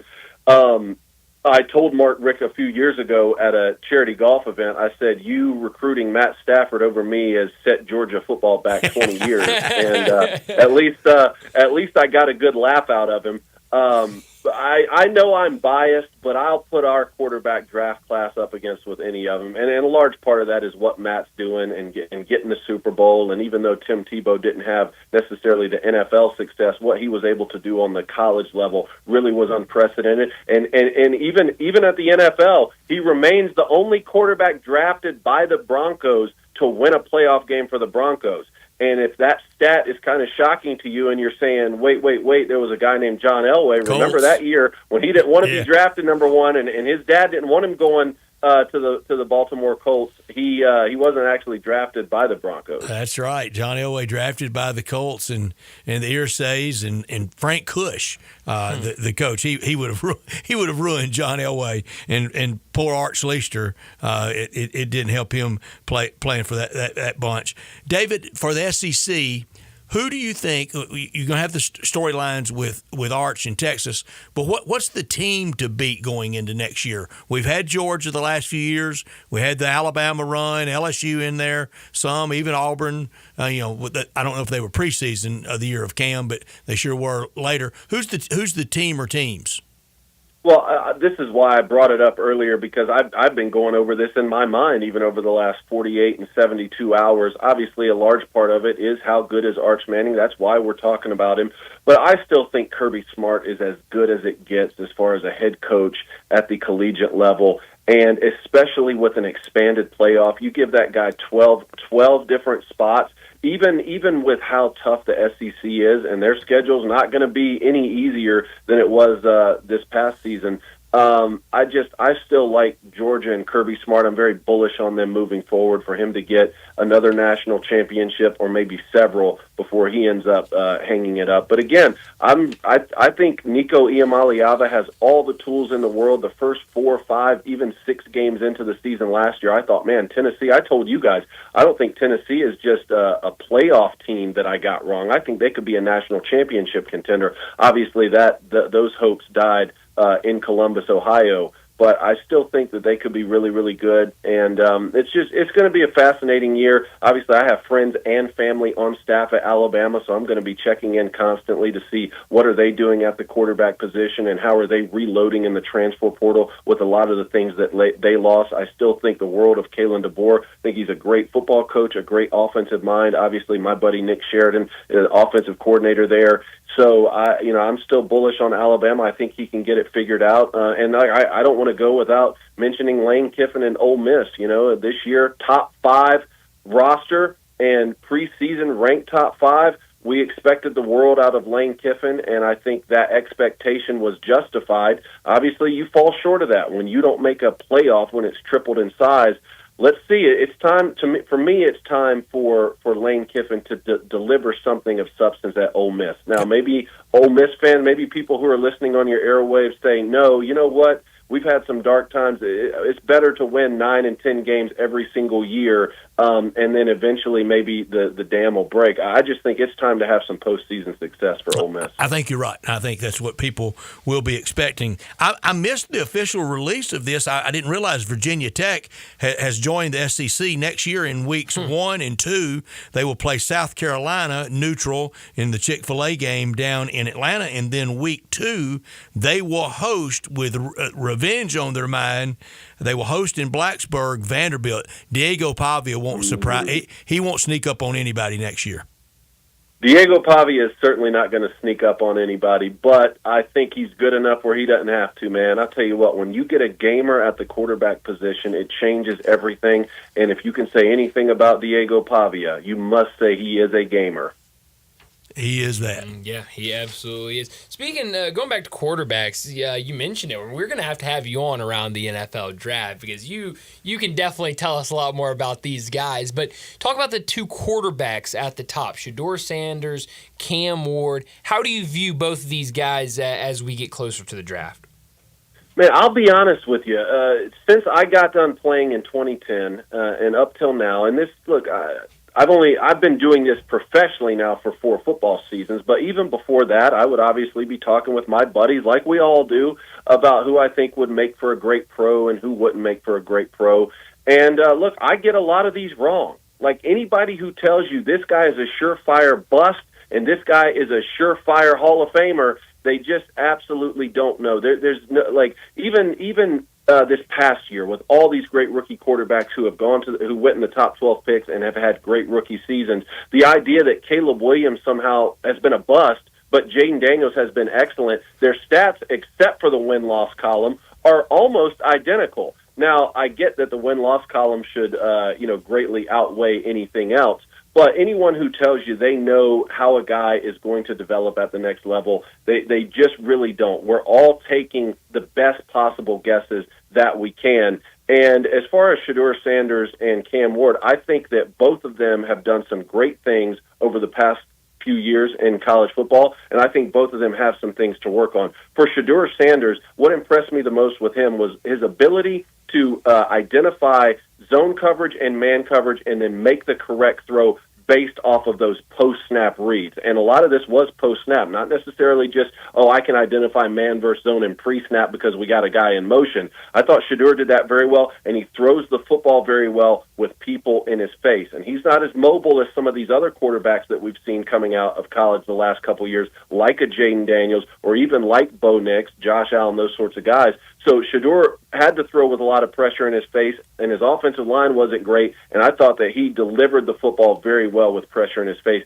Cam Ward, just watch any highlight of him from anywhere he's ever been in college. Incarnate Ward, I started picking him up when he was at Washington State, and then obviously leading the nation in offense this past year at Miami. Incredible talent, not just arm talent, but also with his legs.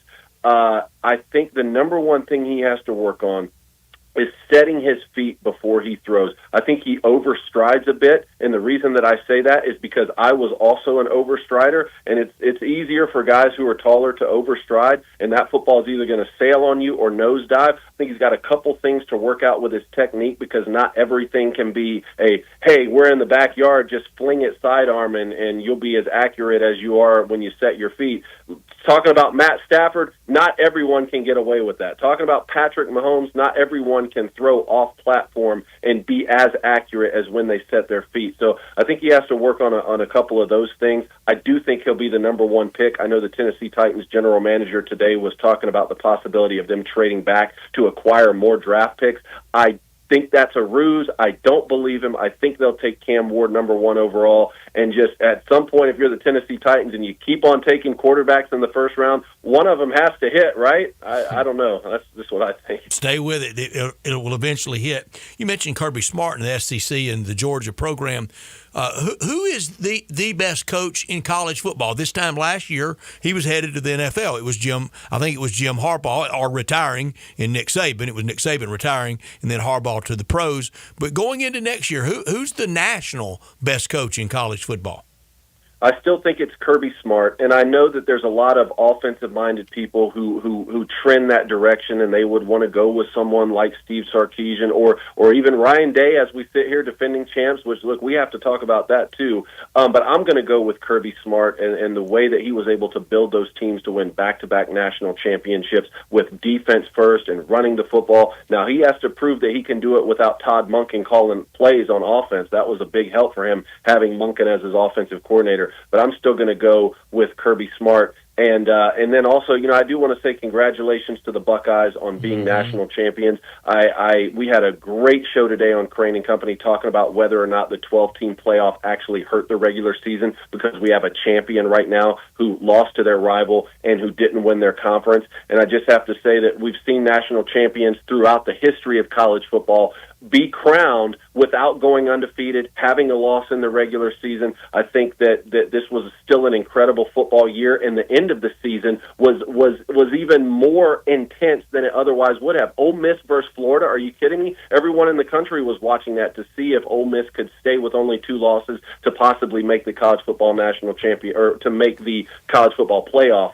I will say this, however, all this nonsense of people talking about, and we do this every year, it's not the Buckeyes' fault. Any champion, we want to compare them to the rest. But this idea that, so is this the greatest college football team of all time because of their roster? No. That's absolutely nonsense. I don't even think it's the greatest Buckeyes team. I don't even think it's better than the last Buckeyes team that won the national championship with Urban Meyer. I think Ezekiel Elliott would have had 250 yards rushing against this defense. Again, not to take anything away from him. I'm just talking about narratives that I've seen created. And we had a bunch of call-ins today on Crane and Company saying that, losing to Michigan doesn't matter as long as you win the national championship. I know deep down they're lying, okay, because I've seen undefeated Buckeyes teams before, and it can't mean as much to win the national championship if you also didn't win the conference and you lost to your rival. Ask Alabama in some of those years. They won national championships but lost to Auburn.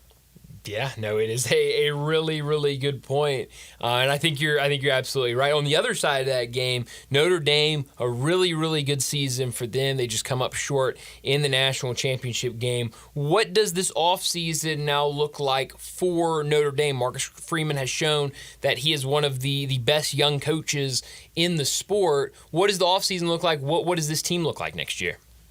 Well, I think Notre Dame is cool again. We had Brian Driscoll from Irish Breakdown on before the national championship, and he said, hey, this isn't your older brother's Notre Dame anymore, right? Like, your grandfather's Notre Dame was really, really good, right? Your older brother's Notre Dame really sort of missed the mark in a lot of those seasons, and this isn't that anymore. Marcus Freeman is doing what it takes to get big transfer guys. We've seen that the last 2 seasons. I mean, they go and get Sam Hartman from Wake Forest there 2 years ago to get one of the top quarterbacks in the transfer portal, and then this past year go and get another one of the top quarterbacks in the transfer portal in Riley Leonard from Duke. I thought Riley Leonard would progress a little bit more in his passing game. Didn't do that so much, but the running attack for him is it's incredible. I wonder if they'll go to the portal again for a quarterback. I've been told no. I've been told they really like C.J. Carr, who's the grandson of the head coach I played for at Michigan, Lloyd Carr. Wow, did not know that. That's good. Yeah, but in this day and age, it's still, a lot of teams will still go to the portal for an addition, even if that doesn't mean that they end up being the starting quarterback. That's what I'm really interested to see. What's Notre Dame going to do at quarterback? And then from there, we can sort of analyze the other pieces that they add as those come. But I think Marcus Freeman gained a lot of fans. Kind of the litmus test of, would you send your son to play for him, is a resounding yes. Oh, yeah, 100%. Yeah. Well, David, as always, thanks so much for joining us. It's been another great football season with you, and we'll check in throughout the offseason. Thank you guys for having me. Keep up the great work, David. Thank you so much. David Cohn with us all year from August through today, through the national championship, talking college football with us. You hear Jake Crane every Monday morning with John Harden and what he and the Crane brothers have done. It is extraordinary. He mentioned their numbers. Here are the numbers from TV, from ratings. 22.1 million viewers Monday night for Ohio State Notre Dame, most watched non-NFL sporting event over the past calendar year, peaked at 26.1 million from 7:30 to 8:45 Central Time. Yeah, that's good numbers. Yeah, and needed the Notre Dame rally, I think, to rally those numbers. Oh yeah. I think a lot of people were close to checking out. Oh, I think a lot of people had checked out and then got roped right back in. I wasn't going to the inaugural balls, but I was looking for something else on. Yeah, maybe seeing, I guess not really. I mean, maybe one NBA game that night. I mean, it was a very very light slate in the sports. Notre Dame fought and came back. They did. I mean, a really great drive to start the game, and then what they did late. But in really the end, for Notre Dame, 1988, last time. It's a really long time. But I love what David said of this isn't your grandfather's Notre Dame team. I mean, this is. Yeah. We talked about it last week and even Monday of. But next year at playoff time, 37 years since they last won it. That's going to be out there. But I think there's a very different view of Notre Dame now. I mean, we were talking about it. People are rooting for Notre Dame now. Notre Dame got likable. They did. And Marcus Freeman did it. He sure did. So it's going to be fun to watch him. I think, with him at the head coach, I think they're going to be in this conversation most years. He is a fantastic coach. 2-loss champion, the runner-up, the second-place team, lost to Northern Illinois. Yeah, it's crazy. So next September, nobody freak if you have that ugly loss. I guess that's right, yeah. Best thing about a new year is getting something new to drive, and you can get that at All-Star Chevrolet in Olive Branch, where all the Silverados are. Get $1,500 in extra savings when you trade in a 2011 or newer passenger car or light-duty truck. 1.9 financing on new Blazers or 2.9 with no payments for 90 days on a new Equinox. You can be payment-free until April. Your good credit deserves it, and your good credit, it gets it at All-Star Chevrolet. First exit after you cross into Mississippi on Highway 78, take Kraft Goodman Road, and you're there. And if you're law enforcement, an educator, a recent grad, military, first responder, healthcare worker, all those great people, it makes the world happen for us, you get an instant $500 bonus back. Nobody has the certified and pre-owned selection like All-Star Chevrolet, Silverados, Nissan, Sierra trucks, Fords, Toyotas, Jeeps. You got to drive that red Corvette Stingray they have right there in the showroom. If you've got any vehicle you want to sell, bring it to All-Star and Olive Branch, and you get the most money back for it today. Together, let's drive to All-Star Chevy's Fresh Start sale going on now in Olive Branch. What a way to kick off 2025. And for more information, you can always go to allstarautogroup.com. Let's get to a break. When we come back, it was a fun night in college basketball last night. We'll talk about the results and everything that happened. We'll do that next on Sports Time.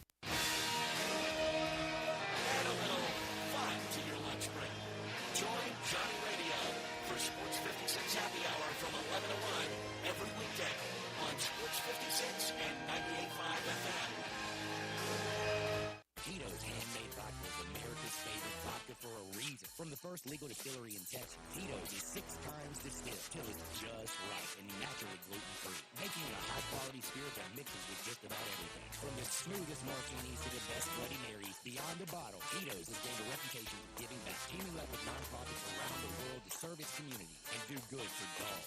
Make your next cocktail with Tito's and learn more at Tito'sVodka.com. 40% alcohol by volume, mainly 80 proof, crafted to be savored responsibly.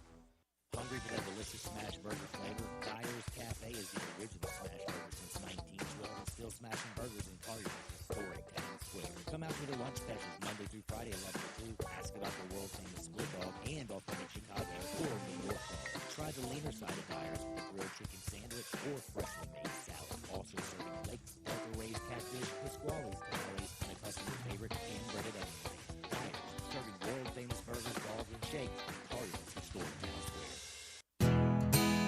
Nestled in the heart of East Memphis, located corner of Park and Cherry, is a beautiful residential neighborhood. I'm here at Town Village Audubon Park interviewing a new resident, Carolyn. Share with us why you chose Town Village. Well, if your parents or special friends need to make that big move, let me share with you my experience. It was tough for me early on, but then I discovered Town Village. I would like to highly recommend Town Village to you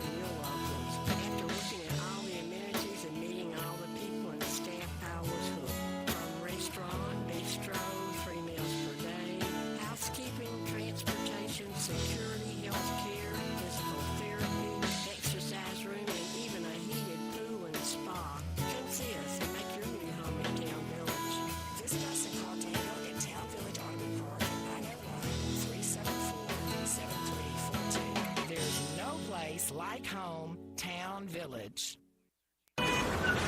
Sports 56 traffic. Good afternoon. Trying to clear up this wreck on 40 eastbound on the Hernando de Soto Bridge. That's why it's been struggling a bit trying to get over from West Memphis on 40 eastbound here at the Hernando de Soto Bridge as it builds now through the Midtown area on 240 coming southbound at South Parkway. Hey, Weimer's Jewelry. They've been around for over 40 years. They want you to know they are your Valentine's Day headquarters this year. Shop local, save a lot of money at Weimer's Jewelry, 7525 Highway 64. I'm Commander Chuck with your on-time traffic.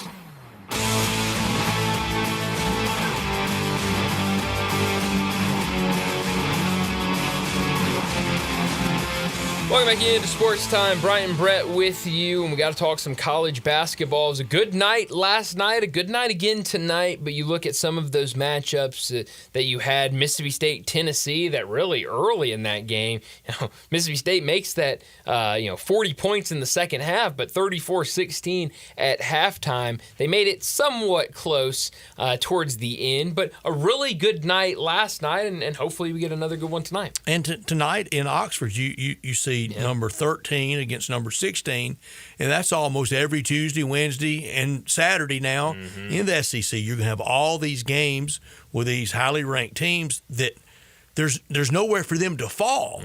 They can't go up that much either. There's not they're all kind of stuck. Yeah, it's weird. I was surprised with the State first half. I think they're really good. So what's the real teams out there? And this is the fun thing to watch it play out in real time. I think Memphis and Maui, Memphis versus Ole Miss, I think that's the real Memphis team. Is it the real Mississippi State team that beat Memphis? Yeah, good question. Ole Miss, did they really learn that much about themselves and got better after the Memphis thumping? Yeah. Memphis primary to all this. We used to have raging debates. Where would Memphis rank this year if they were playing an Ole Miss schedule? They'd rank very well. Yeah, very well. Because look what they did when they did play them. Yeah. Oh, I mean, you mentioned the SEC. I mean, just look at from a game to game, if you're trying to figure out who's the best team in the SEC, who's the best couple teams in the SEC, and you've got results like Mississippi State, who one night comes out and beats a team in the SEC by 15 points, and they go out and only put up 16. You've got Alabama, who loses at home to Ole Miss, and they go out and beat Kentucky on the road. I mean, it's everywhere in college basketball. Let's say wide open. Let's say Memphis is in the SEC, and they're playing South Carolina's schedule. Okay. Well, South Carolina opened at home and narrowly lost to Auburn. I think that's about what Memphis would do to Auburn at FedEx Forum, narrowly lose to Auburn. We saw them on a neutral, get beat pretty handily. Yeah. But I think they could play a close game at home. It'd certainly be closer, I think. Okay, then South Carolina played Alabama at home. Well, Memphis played Alabama in a make-believe game at a kind of neutral and was kind of okay against them, kind of. Yeah. But it wouldn't be anything to cover your eyes over, would it? No, I don't think any team losing to Alabama is terrible. At Mississippi State, we saw that game here. Happened. Yeah. At Vandy, tough game. Tough game. I'd play it. Sure.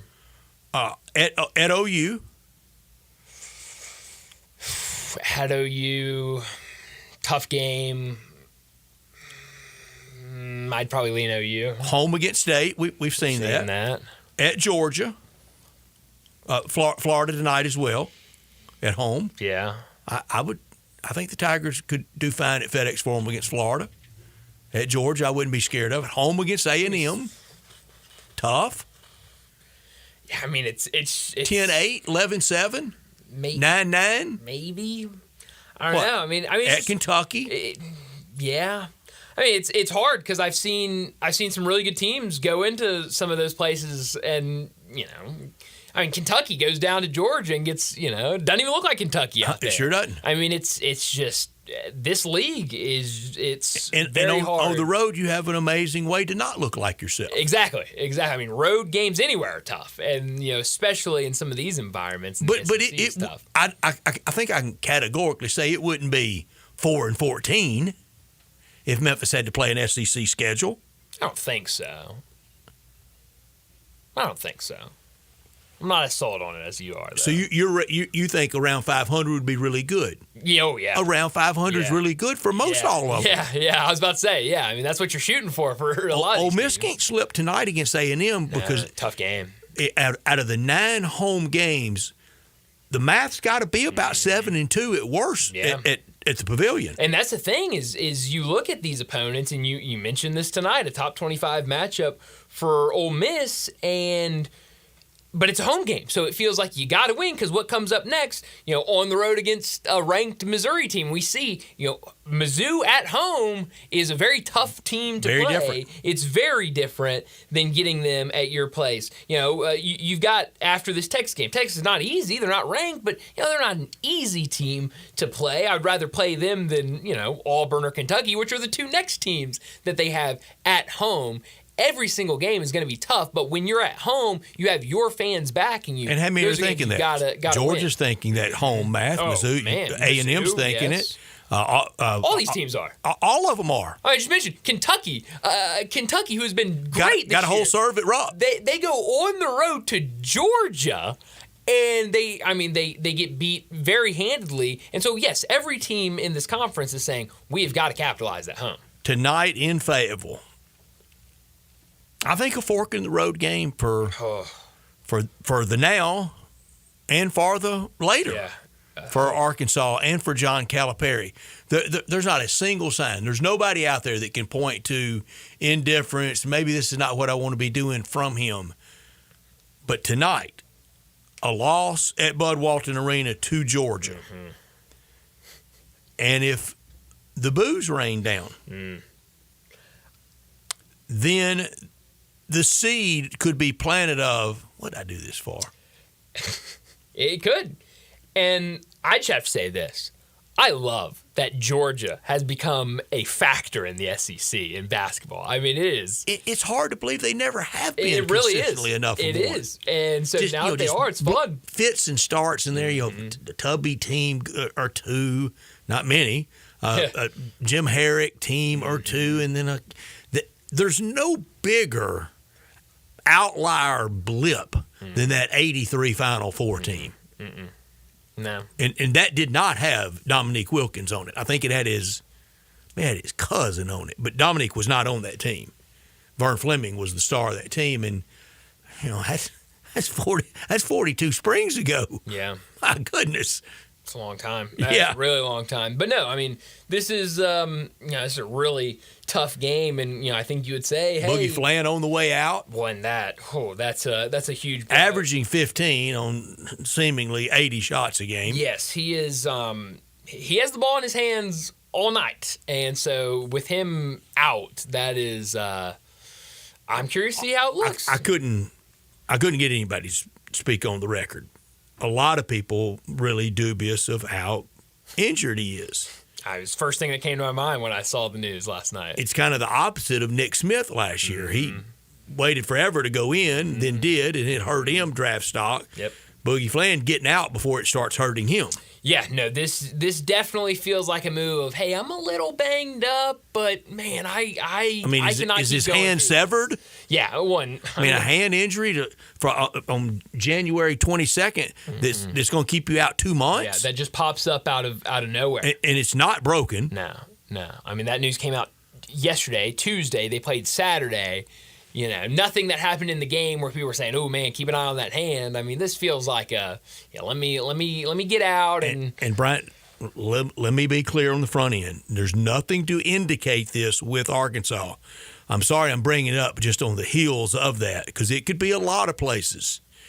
Some of the disenchantment these players have at this point, the year's not going the way they thought it would go. Probably not going to be NCAA tournament. No one shining moment, not even close to it. don't want to hurt draft stock, and there are places that guys haven't been paid. Mm-hmm. Yeah. And they're going, where's my dang money? Mm-hmm. And I think some places are holding back money as motivation for better play, and it's not going to work. No. Look, because the year hadn't gone well, and I hadn't been playing that well, I still want my money. This is what we agreed to. Mm-hmm. Yeah, and it feels like we have at least one of those stories pop up every single year. They're out every there. Sport. It happens. And so, yeah, I mean, I don't know what team it is this year. But here's a place. Now, they did win last night that I wouldn't be shocked that this dynamic hadn't got into their locker room. It's at UCLA. No, oof, yeah. And that Mick Cronin tirade he went on last week. Yeah. First of all, he was just wholly dishonest about it, and was talking about the travel trouble for them and how hard it is. And he made the comment, we've seen the Statue of Liberty 2 times in the last 3 weeks.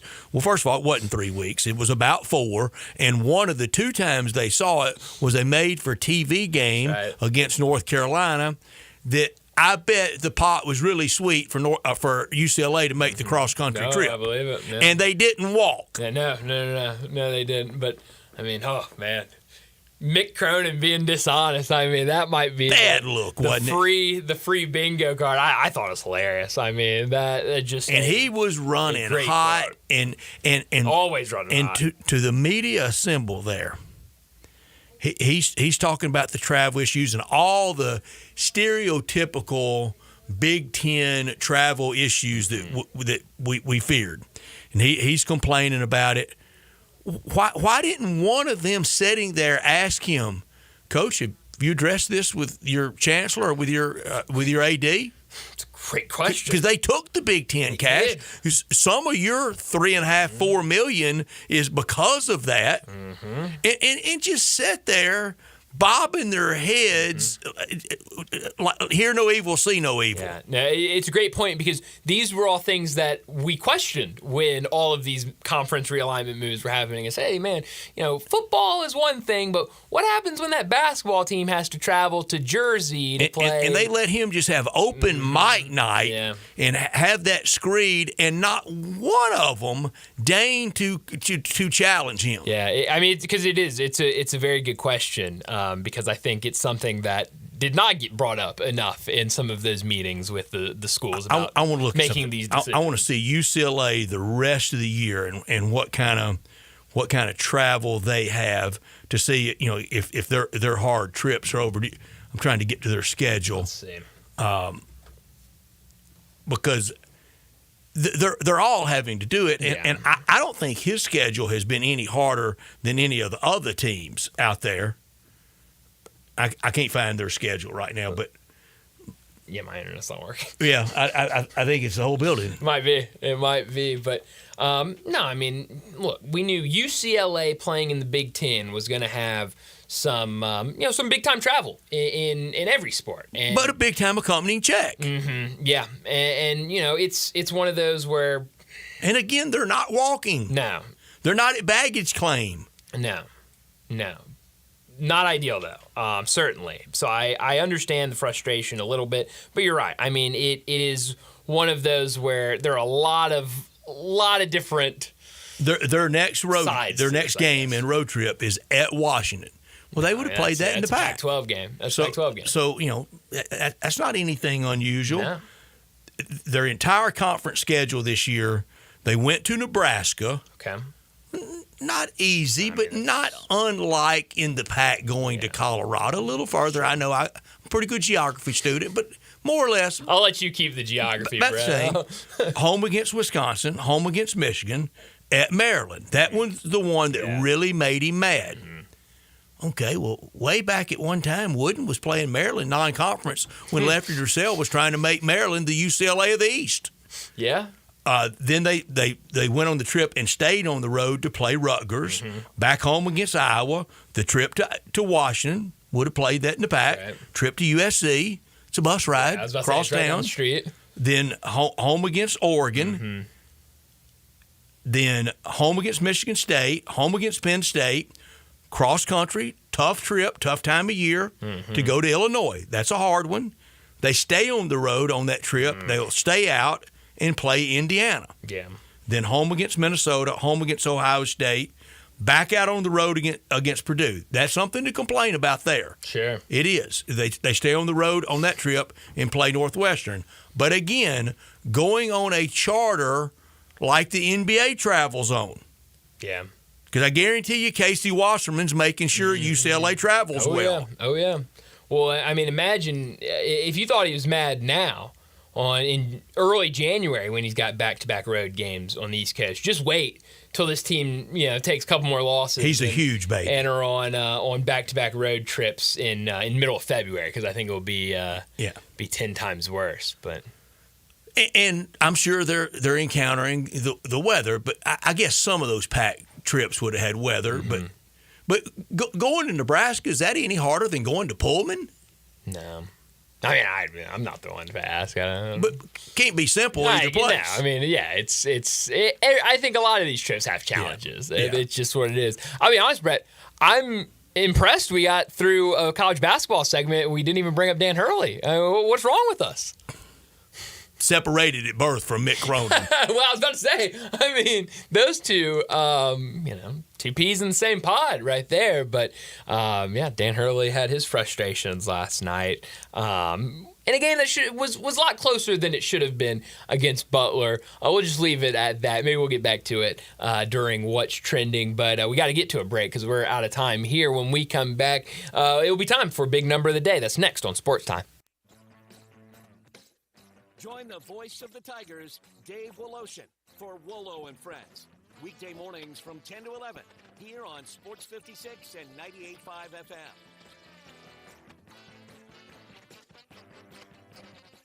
Rick's Powder Coating for a beautiful finish every time. Rick's Powder Coating specializes in automotive, ornamental, residential, and industrial coating. With two conveyor lines at the largest match ovens in the Mid-South, Rick's can accommodate all of your powder coating needs. Locally owned and operated since 2002, Rick's Powder Coating will customize a beautiful finish just for you. Drop by or call to see how Rick's Powder Coating can bring color to your life. 901-367-2771 or rickspowdercoating.com. What a great time of year. Football, basketball, baseball, golf, and home sales. Home sales? This is Sheldon Rosengarten from Marks Bensworth Realtors. Why did I throw in home sales at this time of year?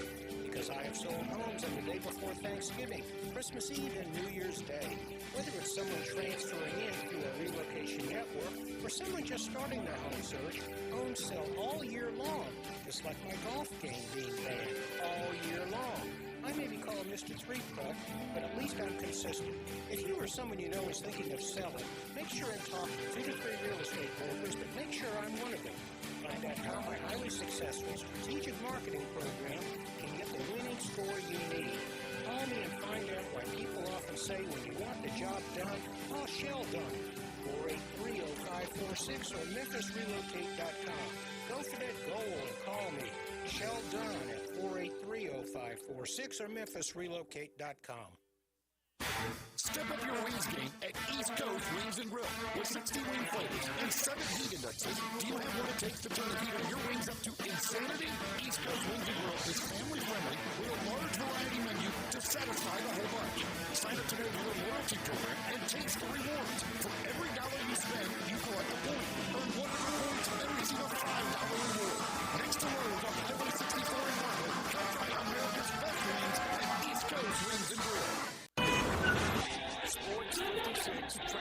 Good afternoon. It's still running slow. 40 East trying to get over from West Memphis across the Hernando de Soto Bridge as they wrap up this accident involving some injuries on 40 eastbound. Again, on the Hernando de Soto Bridge. It did flood a little bit of extra traffic on the 55 bridge. It's still building over here on 240 East from Mill Branch out to 385 Bill Morris Parkway. Weimer's Jewelry, 7525 Highway 64 is your Valentine's Day headquarters. I'm Commander Chuck with your on-time traffic.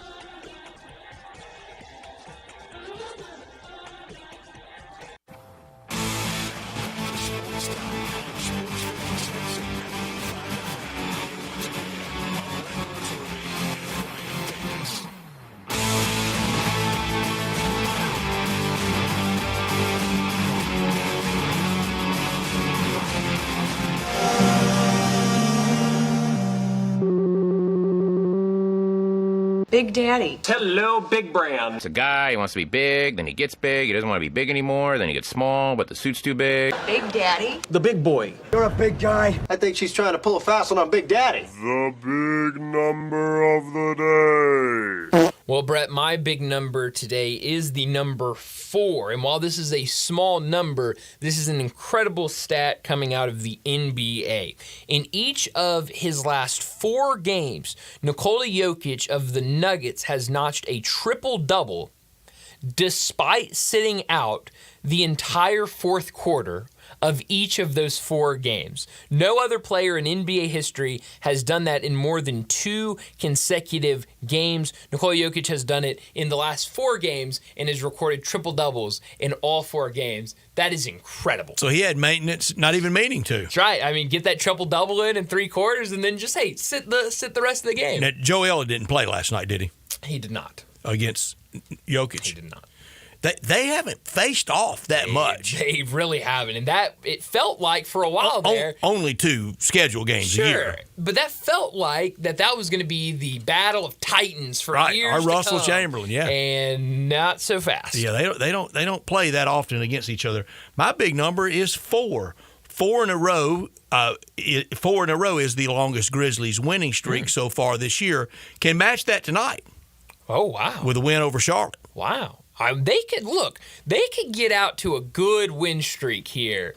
You win tonight. Can really start chopping some wood on that over 500. Because, I mean, I forget who it is the next 2 games, but, I mean, it's 2 teams past the Hornets. I know the Hornets are well under 500. Next 2 games are teams New under Orleans 500. Friday night, a well-rested, weather-delayed New Orleans. Yeah, that will be a team ready to go. Utah Saturday night. Yeah, so if you're going to have a back-to-back in late January, schedule maker, we get a break with that with New Orleans and the year New Orleans and Utah that they're having. Yeah, I mean, so really good opportunity for them to really make up some ground, really do some damage here with this 3-game stretch. But then you go on the road against the Knicks and then Houston. So that gets Houston at home. Yeah, next Thursday night. Okay, Houston at home. Okay. Knicks Monday night at the Garden. Okay, so that makes it a little better getting Houston at home. Mm-hmm. But can really get on that string of getting over 500.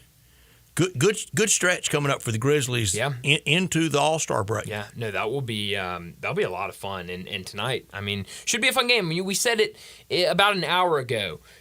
This is not a good Charlotte team, but they can be fun to watch with some of the guys they have, and they can be an entertaining team to watch, and that might be what makes tonight really fun. 12-point favorite for a reason. Exactly. You've got the Grizzlies, and maybe the Grizzlies get out there and win by 25 points, but hey, the Hornets were fun to watch, so right now the Grizzlies, the 3 seed, I would take that come game 82. Yes. And they got playoff assignments. No doubt about it. I mean, write my name down 3 right now versus the 6. Right now the 6, big bad Lakers. Bring them back to Memphis. That'd be fun. With Rui Abdul-Jabbar. That's right.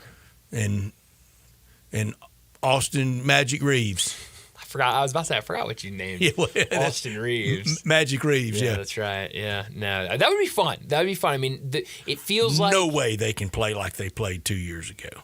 It feels very unlikely, but I won't say never because... They got LeBron. It felt like, yes, they have LeBron, and it felt like last time we saw them. It was, okay, remember, I wanted them. You boldly wanted them. But I'd definitely take that. And it feels like, I mean... based on the couple times we've seen him this year when Ja was healthy and playing, it feels like these 2 teteams don't really care for each other too much. Don't. So that'd be a really fun series. It goes back to Shannon Sharp. Yeah, it does. Wow. But I almost forgot about that. Wow. Crypto. Wow. Yeah, you're right. It does go back to that. It's a lot there. Yeah, no, that is... And, maybe this time the Grizzlies, let's do a little more showing and a lot less talking. Yeah. We had Dylan Brooks doing a lot of talking. Yeah, man, that was... Last time. That seems like forever. That was just 2 springs ago. That's crazy. That does seem like forever ago. It seems like a completely different era. Yeah.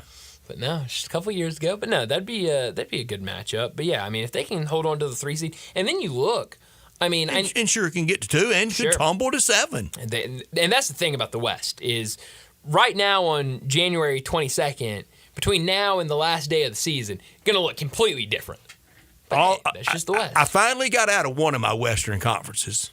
with the SEC getting rid of the divisions. You did, but one of my Western divisions. NBA, maybe soon. West Division and NBA, it's still for keeps. Maybe soon. I don't know. Oklahoma City setting a strong pace. They're going to stay out there. Yeah, they're definitely. I mean, they've been fantastic. They're going to be the one. You look at right now, and again, a lot will change, and I doubt that it's the top three or what it looks like today, but it could if that is what it is. I mean, look at the young talent on all three of those teams that are 1, 2, 3 in the West. It was the Olympic team. Mm-hmm. Yeah. I mean, those are three really fun teams at the top three right now. With OKC, all the guys they have. Houston, I know as much as we're supposed to hate them, I love watching them play. They are a really fun team to watch. I don't hate them yet, but I will by playoff time. I know you will, Brett. I know you will. They have that. We'll get there. They have that mold. The Grizzlies have never played Houston in the playoffs. That'd be another. I mean, we talked about with DeMichael a couple weeks ago. That'd be a really fun series. And he wants them. He wants them bad. So, I mean, he's almost in that type of mold that you were with the Lakers a couple years ago. Beat LA. Get that chant going. That'd be fun. That'd be really fun. So we'll see what happens, and we'll see what happens tonight. Pretty good slate of games tonight with the Grizzlies and Hornets playing. Some other games. One story to keep an eye on. I know we'll touch on this in our next segment with Keith Smith, but it looks like the Heat are going to suspend Jimmy Butler for 2 games because he missed the team flight. He's just shutting down on them. He's completely shut down. There's got to be something in the next CBA to stop this. Look, I understand discontent. I understand you might want to be somewhere else, but how do you protect that team that's paid you this whopping sum of money for you to just quit on them? Well, and that's the thing, because it feels like the NBA tried to do that, and Jimmy Butler was all but, because we had that long stint there where it was, hey, Jimmy's not going to say this, but he really wants out of Miami, and he doesn't like it in Miami. And then that was the thing for a while. And then Miami came out and said, we're not trading him. And Jimmy said, well, there's nothing else I can do other than just completely quit everything. Yeah. And that's what he's doing now. And no player's going to criticize it. No. And I don't know. That's against a code. Yeah, I don't know. I mean, because if you're not showing up at all. And they might be one of the next to pull it. Yeah, and what are you going to put in the CBA that would stop somebody from just completely shutting down everything? I mean, and it makes that owner and that front office just be on eggshells. Mm-hmm. I mean, they can't be able to do this, but they can. And then they get away with it. He's basically saying where he wants to go and almost demanding that he gets traded to the Suns. Well, he's got that clout. But in the meantime, you got to play ball for us. It makes it, yes, when you're acting like this, it makes it impossible for a front office because I mean it's a lose-lose every time. Yeah, you're going to get stuff He's back a long way him. from playoff Jimmy, isn't he? Yeah, no, it's his roller coaster of an NBA career has been it's been something to follow. But let's go ahead and wrap up this hour. When we return, we're going to talk a ton of NBA. Keith Smith from Spot Track and the Front Office Show, he'll join us next. We'll talk the Grizzlies. We'll talk Jimmy Butler, talk a lot of NBA. That's coming up next on Sports Time.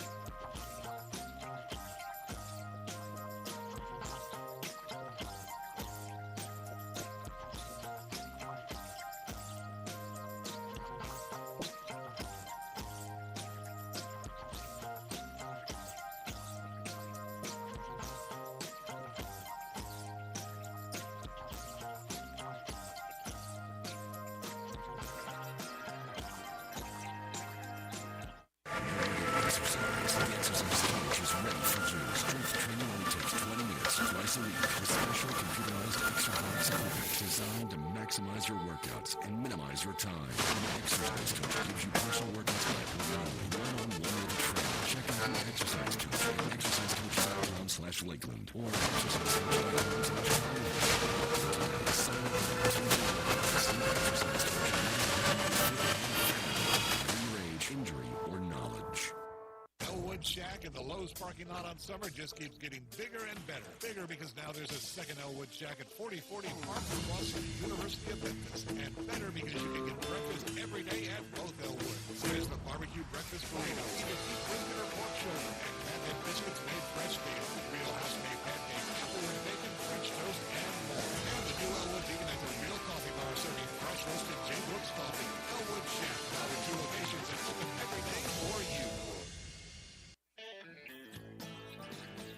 this is Troy Five-Ash, owner of Five-Ash Roofing. I have been told that my ads are all business and I should share some of my personality.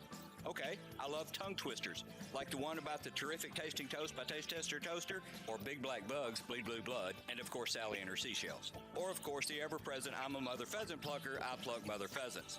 Okay, enough of that. If you want an honest, fair, reasonable roofing, siding, or gutter estimate, call Five-Ash Roofing at 367-0050.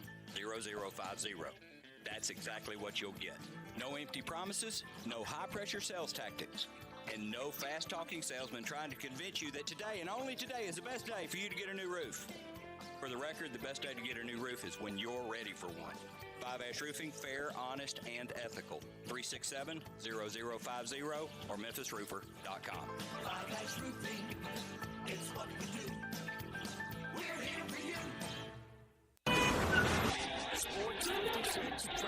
Good afternoon. Cleaning up this accident 40 East on the Hernando de Soto Bridge.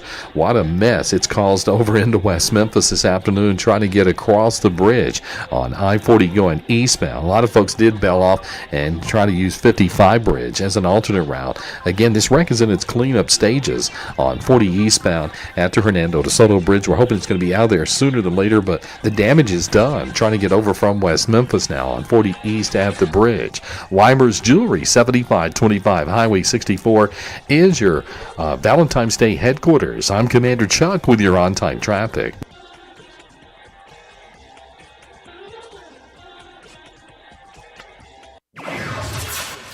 WHBQ Memphis and W253DF Memphis with Greg Gaston and Eli Savoy. Weekday mornings from 7 to 10. Now, back to Sports Time on Sports 56 and 98.5 FM. This hour brought to you by Jaguar Land Rover Once again. You say you stand by your man. Tell me something I don't understand. You said you love me, and that's a fact. And then you left. We're back into Sports Time. Bryant and Brett with you as we start our third and final hour, and a little different this Wednesday afternoon. Usually we talk with him on Thursdays, but he nice enough to move to Wednesday afternoon with us. We talk NBA with him every week. Keith Smith joins us now.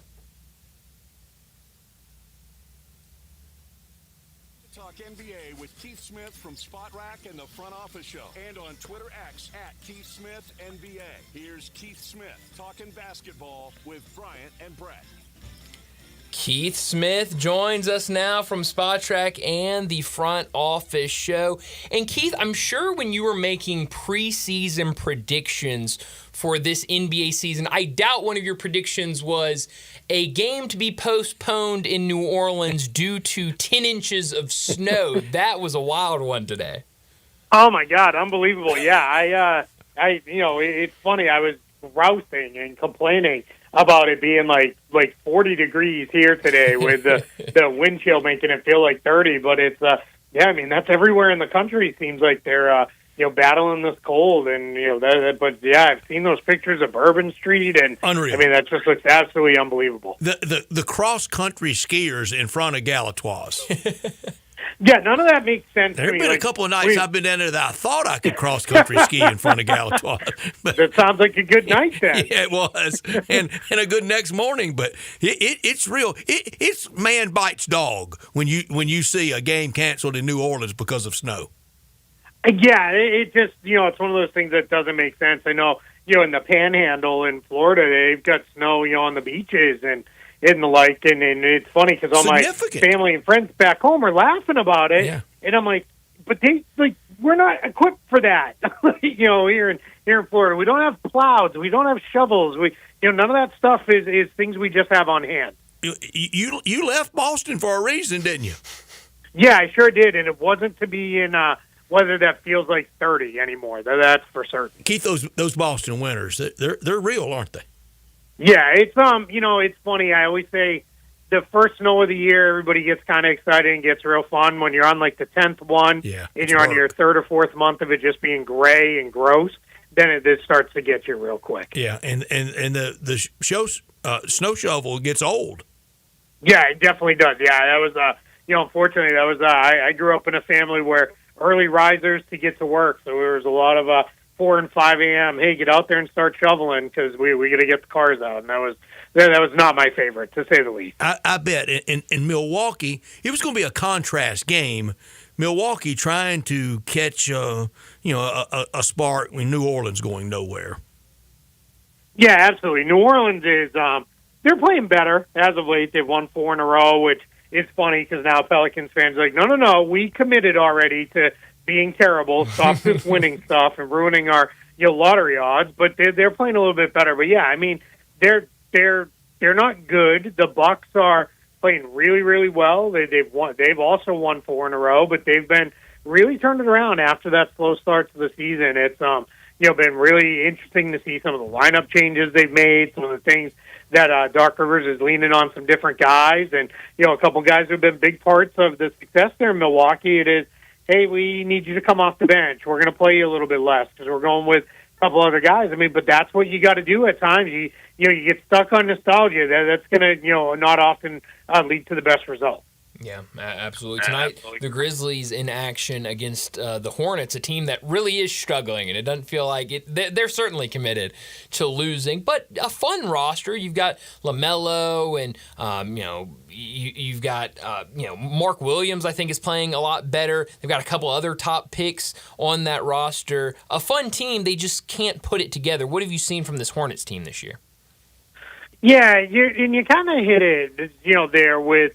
They've just had so few games with their kind of core group of guys that they're trying to build with together. And of that core group, I would say that LaMelo Ball, Brandon Miller, Mark Williams, and Miles Bridges. Williams was out early.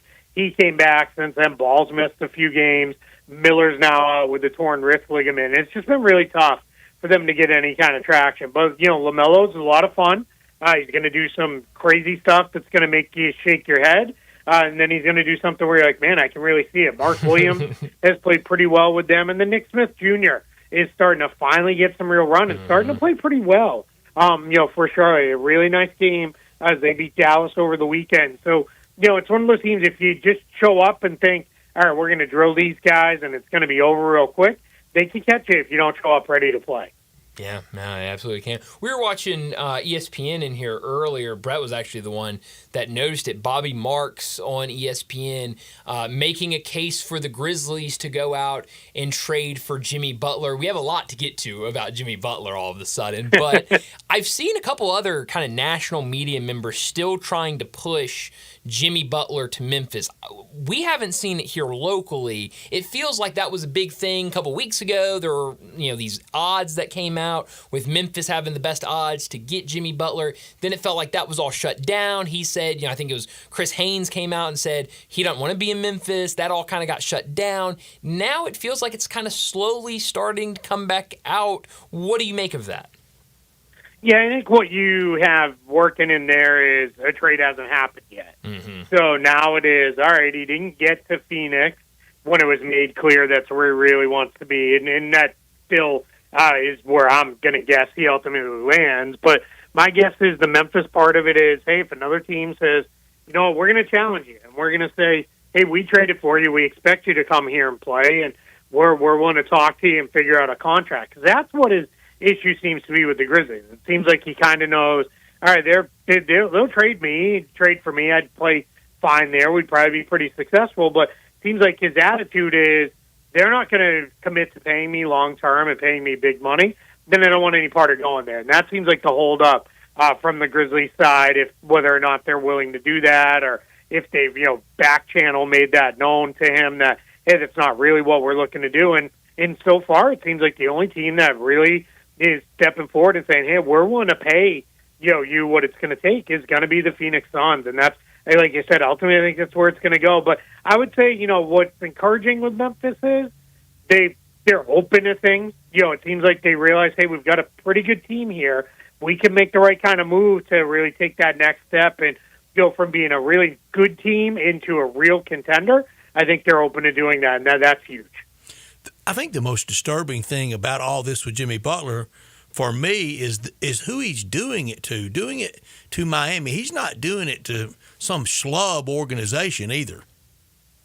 Yeah, I think what you're seeing, and there was a really good article that was put together that kind of talked about, how did we get here with the Heat? I think it was Ramona Shelburne put a lot of that together. And one of the things that's very interesting within that article was Udonis Haslem was kind of like the guy who, as it went from Alonzo Mourning to Dwayne Wade to, LeBron James to back to Wade again. And Udonis Haslem became a major through line with that of, hey, he was like kind of the, in the locker room presence, with that. And they thought, I think, all right, well, Jimmy Butler's going to be that guy, kind of carry the Heat culture stuff forward and all that. And I think you're seeing he wasn't really all that interested in being that guy, and it's all started to crumble a little bit because what Haslam would have done was he would have, the first time all this nonsense started, he would have kind of tried initially, put an arm over Jimmy Butler's shoulder and have a conversation, and after that it would have been, hey, we're going to have a different kind of conversation. You're probably not going to like the way it goes. And now I think what you've got is Miami, whether it's, Pat Riley and Eric Spoelstra in the front office and the coaching staff, they're trying to protect their ecosystem. And Jimmy Butler is basically saying, I don't really care about it. I don't care about any of that stuff. I want out of here. And that's where it's all starting to fall apart. Mm-hmm.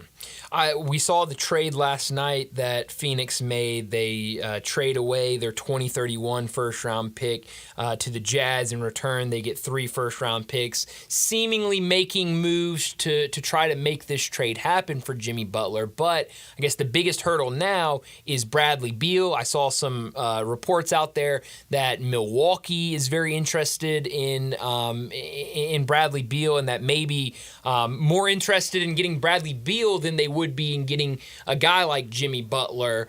What do you think happens with Bradley Beal? Yeah, that's the thing I keep trying to remind folks as I've done kind of the rounds and talking about this is the Heat and the Suns, they can come up with whatever, 2, 3, 4, 5 team trade packages that they like, but it's got to involve Bradley Beal, and if Bradley Beal doesn't like his end destination, Bradley Beal is going to put the kibosh on it and say nope, because that's what his no-trade clause allows him to do. So if you're Phoenix, you're really trying to get with him and say, hey, where are you open to? Give us an idea so that we can start approaching those teams and maybe start figuring that out. And then it seems pretty clear the Bucks are making it known, hey, we wanted Bradley Beal before. We still have interest in Bradley Beal. And I think that's where, maybe you find a match there, and that's going to be a very big, very complicated trade because you've got a lot of expensive teams. You've got apron concerns and hard caps and all kinds of other stuff that would factor in. But you can get there. You can make it work. The reality is, though, we're on about a 2-week clock now. Mm-hmm. If you can't get it done in the next 2 weeks, it doesn't matter. And then it's over and past. So there's no exception to the NBA trade deadline. So there's some work to be done. But Phoenix is definitely setting the table for themselves to be able to make a run. And with those extra picks, they can, hey, can we entice you to take on Bradley Beal, by throwing a pick your way? And the same thing with Yusuf Nurkic, who they're definitely going to look to move before the trade deadline. They can also now say, hey, we've got an extra pick. We can throw that your way, too, if you want to take on Nurkic. What do you think the stated team goal for the rest of this year for Phoenix? What is it? Try to be a title contender. I mean, you cannot be that expensive with any other answer. If you're trying to sell, hey, we think if we trade for Jimmy Butler, we can get into the playoffs, my question would be, well, can't we do that anyway? I mean, we're among the most expensive rosters the league has ever seen. What are we doing here if we can't already get there? If we bungled this badly, that it's this much trouble. And if you're getting Jimmy Butler, what you're going to try to sell is, doesn't matter if we're in the play-in tournament. And I think the Suns would be looking at it and saying, hey, we might be able to get there anyway, right? We're only, a few games out of being into the top 6 and getting into the actual playoffs. But I think what they'd be saying is, hey, give us Booker, Butler, and Durant. We feel like we can go beat anybody, with that grouping, and that's what you're trying to sell as your goal moving forward. So what do you think the stated goal for the Memphis Grizzlies should be? I think Memphis is, should be, we want to be West Finals or better. I agree. And that's where, let's go for it, right? They're right there. Nothing says record-wise that they shouldn't be. If you're starting to look, the way they've been handling their business lately, that scoring differential is starting to creep up.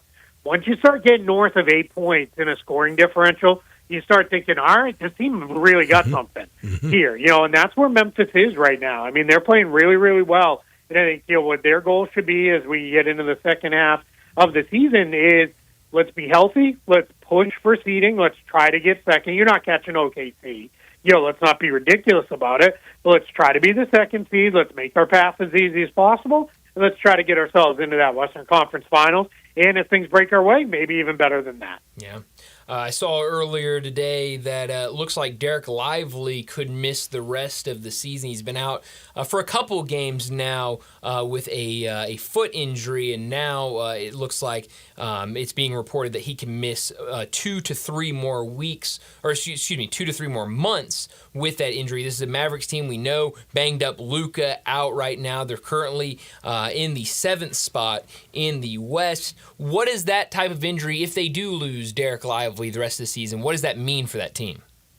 Yeah, it's huge. And the Mavs announced it's a stress fracture in his right ankle. And they're saying he'll be reevaluated in 4 weeks. So that's out at least a month. Yeah. We'll see where it goes beyond that, because there's definitely going to be, that's just reevaluated. I always tell people, they used to give us, that in the old days it would have been, he's out 6 weeks. And then they would have said, well, we reevaluate, and then there's a couple more weeks of recovery time. So that, I would say, that's probably maybe our very, very best. But I would say this might cost them the rest of the regular season, and that's going to be huge for them. They've been rumored to have been shopping Daniel Gafford in the hopes of finding some perimeter help. And I think where we're at now with Dallas is you can't do that. You need Gafford, and now it starts to turn into, all right, who else could we move to maybe strengthen our front court behind him? But, they're going to get Luka back. Sounds like Kyrie's going to be dealing with the back. That'll be, an on and off thing all, the rest of the year. But you get those guys back, and then maybe you can get Gafford back with a week or two left in the regular season, let him play himself into shape, and they'd be a dangerous playoff team, because that's a team that's now, they've kind of been there, done that. They know what it takes. Yeah, they could be a dangerous playoff team, but it looks like they're in no man's land on seeding. They're going to be in that 6, 7, 8 grouping the rest of the way. Yeah, very likely. It's going to be really hard, to climb out of that. I mean, the thing you're going for if you're down there, you're Oklahoma City, Houston, Memphis, they're completely out of range. You're not catching them.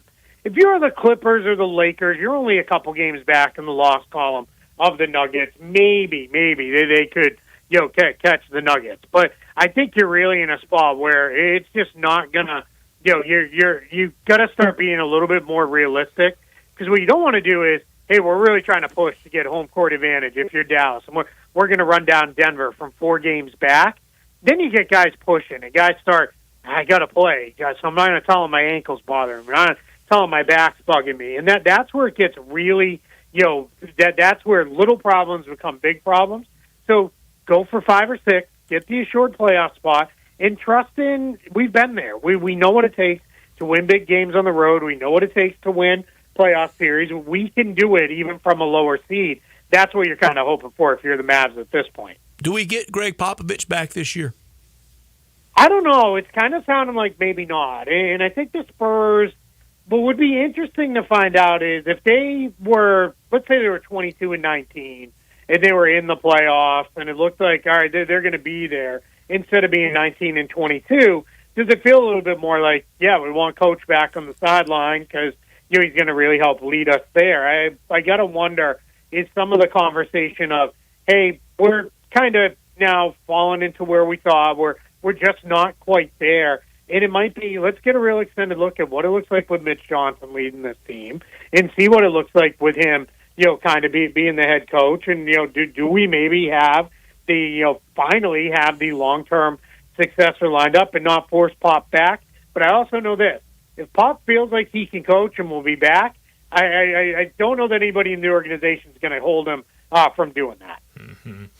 We've got 2 games starting tomorrow and then into the weekend in Paris. The Spurs and the Pacers going to play a pair of games over there. And you look at the Pacers, 8-2 in their last 10 games with some good wins. They split a couple games earlier, I guess last week, against Cleveland. Won the first one on the road in Cleveland, lost the second one at home against Cleveland. Is Indiana starting to figure things out?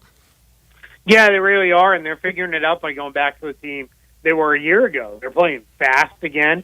They were, and no one really ever cracked a real good answer other than we just weren't getting enough stops to play faster. But they're playing fast again. They're pushing pace. The offense looks locked in. I think Rick Carlisle did a really good job of shepherding them through some injuries out of some key guys. And they had a couple other guys like Jarris Walker really emerged and has played pretty well for them. And now I think if you're the Pacers, what you're looking at is we almost have kind of, it's funny, I think Carlisle said some version of, I'd rather have the problem of having too many guys than not enough. But we're almost kind of there now where they've got a lot of guys who need minutes and guys are going to want to play. But that's a good team. They're a tough team, and you're starting to see, all right, this looks like the guys who made the run of the East Finals again, and that's where they want to be. You want to be playing your best basketball at this time of year. Yeah, and those will be 2 fun games to watch. Wemby back in Paris for a pair of games. Keith, as always, thanks so much for joining us, and we'll talk to you again next week. I appreciate it, and thanks so much for the flexibility this week. Yeah. It means the world to me and my family. Anything for you, Keith Smith. Anything. Thank you so much. Keith Smith with us every week talking NBA. Today on Wednesday, normally on Thursday, but he needed to make an accommodation, and anything for him, we will accommodate him for sure. On this cold, bitterly cold night, everybody thinking about something for dinner, what to do for dinner. Stop at Jason's Deli and get the soup for everybody. Get it to go and take home. Get the chili, the chicken noodle soup, all the soup so good at Jason's Deli. Get all that to go and take it home. The broccoli cheese, the fire roasted tortilla, organic vegetable, tomato basil. Get all that and head home. Of course, the chili, so good. Everybody's probably might be at max peak chili after all the cold weather we've had, but always good at Jason's Deli. And always those salads off the menu: the Mesa chicken salad, the chicken club salad, the nutty mixed up salad, the big chef salad, the chicken Caesar salad. We're hearing so much about eating healthy. Jason's Deli, they've been out there at the forefront of being healthy for years now. They were healthy before it was cool. First franchise in the nation to be trans fat free. It's all about choice at Jason's Deli. Whether you seek a gluten-free menu or vegetarian sandwiches, healthy kids meals, or if you'd like to invent your own sandwich via the Build Your Own, you'll be delighted at Jason's Deli. Good and good for you. Plenty of organic food to choose from. Over 200 Memphis area associates in this Jason's Deli group, with locations at Ridgeway Road across from MUS, at Poplar and Highland by the University of Memphis, down in Olive Branch, out in Cordova. Wholesome food forever. It's a family thing, whether you're dining in, getting it to go on this cold night, or delivered. Keep Jason's Deli on the speed dial. Catering anytime, anywhere. I know a lot of people are planning, I'm going to say, conference championship game watching parties. Yeah, oh, yeah. And then big game watching parties. I'm not going to get Jason's Deli in trouble with the Shield, am I? No, you Big can't. game watching parties for groups. Let them do all the work for you, 5 or 5,000. And if you're brave enough, complimentary free ice cream at all these locations on Ridgeway Road, Poplar and Highland, Olive Branch, and Cordova, and that great salad bar with over 30 items and for you to choose from, for you to prepare it however you would like in every single location. Check them out online as well at jasonsdeli.com. Can you eat ice cream in cold weather? Yes. I actually did it, It 2 happens days ago? all the time. Yeah. I would imagine you're eating ice cream in cold weather inside, so it's not cold, right? It's Eli Savoy's theory that debunks my chili theory. I'm only a cold weather chili eater, and he says, "Are you eating it outside?"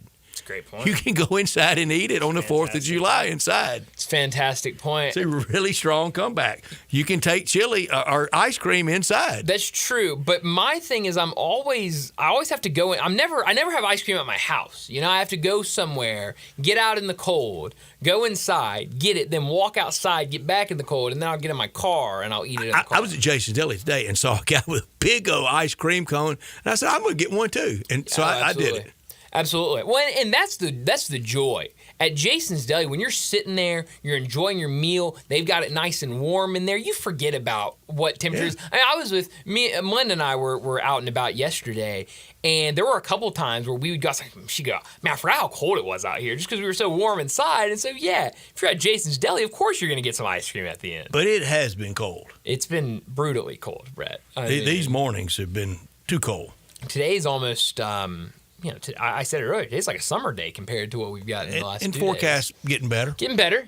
Still going to be cold, but, at least better than all day being in the teens.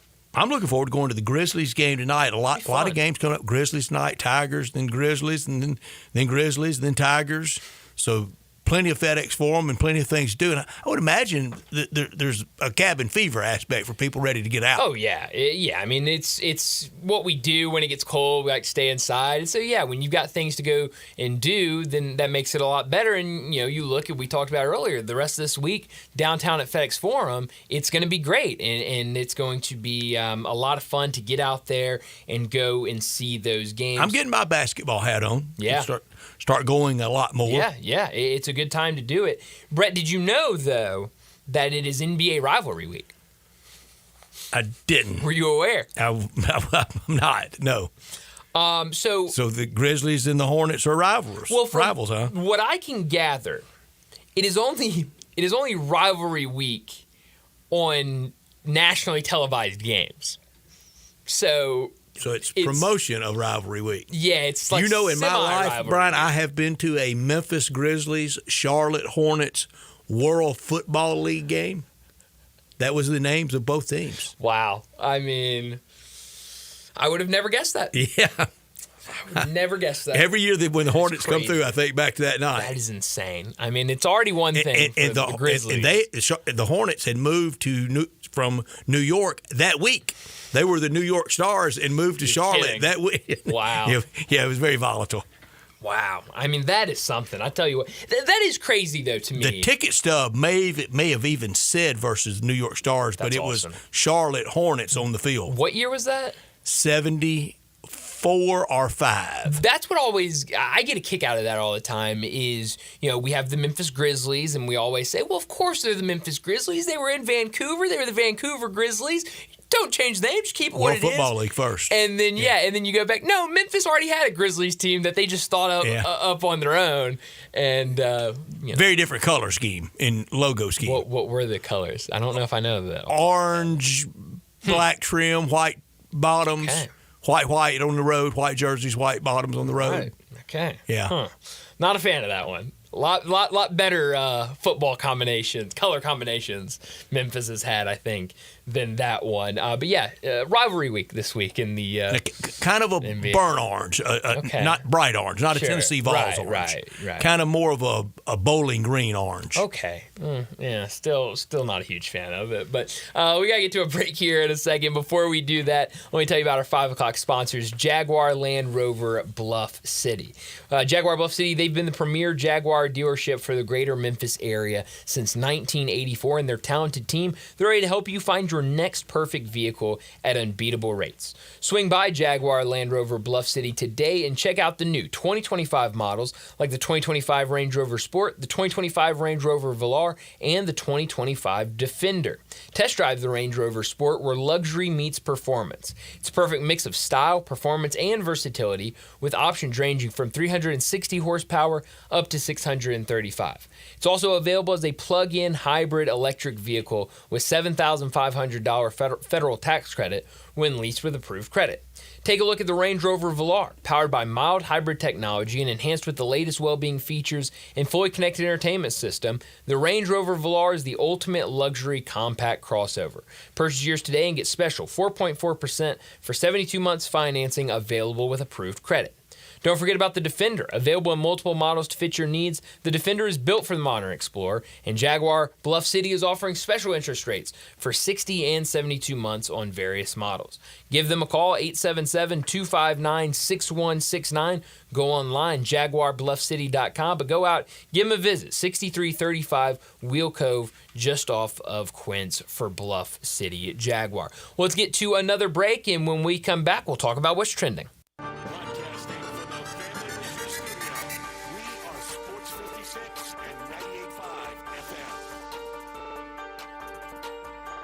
Since 1948, in the alley, the Rendezvous. I'm with John Burgess. John, what's going on in the Rendezvous? Brett, after 76 years, we've decided to expand our product line. Anyone who's tasted our ribs is familiar with our vinegar base. It's now available in the 32-ounce jar.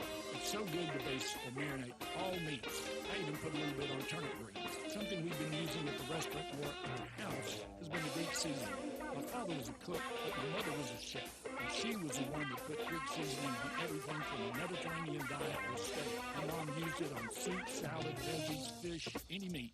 It's a great seasoning and a flavor enhancer. My brother Nick figured out salt and pepper is more than just McCormick's and Morton's. He's come up with the perfect blend we use to coat our shoulders and our brisket, and he used to make it for his friends as Christmas gifts, and they loved it. All these products are available at Rendezvous or online for shipping as gifts and in many grocery stores. And if they're not in your favorite grocery store, ask your grocer to stock it. A beloved family of families still going strong since 1948. Rendezvous.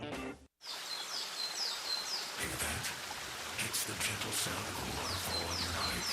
And if you were here, you'd take a deep breath of fresh air if you weren't so winded. But you're not here. Because your self-care happens out on the road, riding your motorcycle protected by Progressive. And the bugs you wipe from your headlights are all the nature you need. So if you ride, see if you can save with Progressive, America's #1 motorcycle insurer. Get an online quote in as little as 3 minutes. All from the great indoors. Progressive Casualty Insurance Company and affiliates not available in all states. I'm Gary York. I'm the service director of Lexus in Memphis. Our service department wants to be more than just a place where you get your oil changed. We do glass repair, windshield replacement, recalibration of your camera and sonar systems, even wheel repair, tire replacement, all the things you would expect from a luxury automotive dealer. Please check out our website. You can schedule your appointment, check out our specials, hours of operation, or if you'd like to do it in person, please reach out to one of our associates at 901-271-5199. Good afternoon. Earlier we had that crash 40 eastbound on the Hernando de Soto Bridge. That's why it's still backed up or still slow coming over from West Memphis. As you come out of Crittenden County there on 40 East at the Hernando de Soto Bridge again, that should start to improve. Now it's going to slow down here in the next few minutes with that volume of traffic on 40 East at Sycamore View Road as you make that drive past Germantown Parkway, continuing out into Fayette County. Still a little bit busy over here on 240 getting on to 385. Bill Morris Parkway headed out towards Collierville. Hey, St. Jude's Children's Research Hospital finds cures for kids with cancer and other life-threatening diseases. If you'd like to help, make a donation. Log on to their website at stjude.org. I'm Commander Chuck with your on-time trap.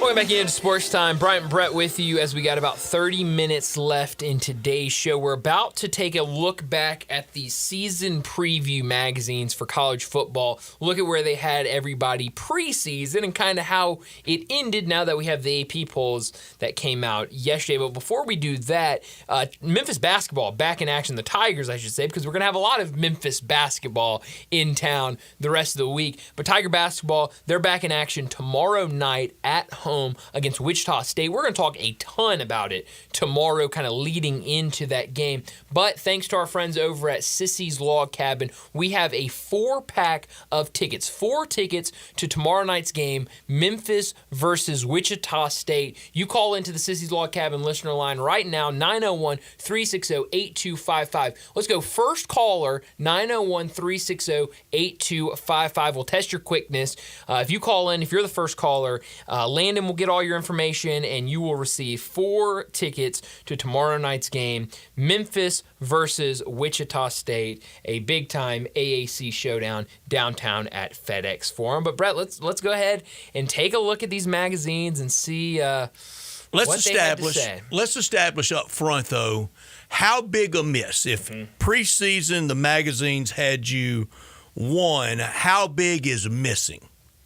4, 5, 6, 7, 8 spots? What? I would say probably somewhere into the 6 to 7 down. I'm good with that. 3 or 4 is, life happens. Okay, I miss. Maybe you get an injury here or there. You can't predict everything. But if they picked you 2 and you finish 22.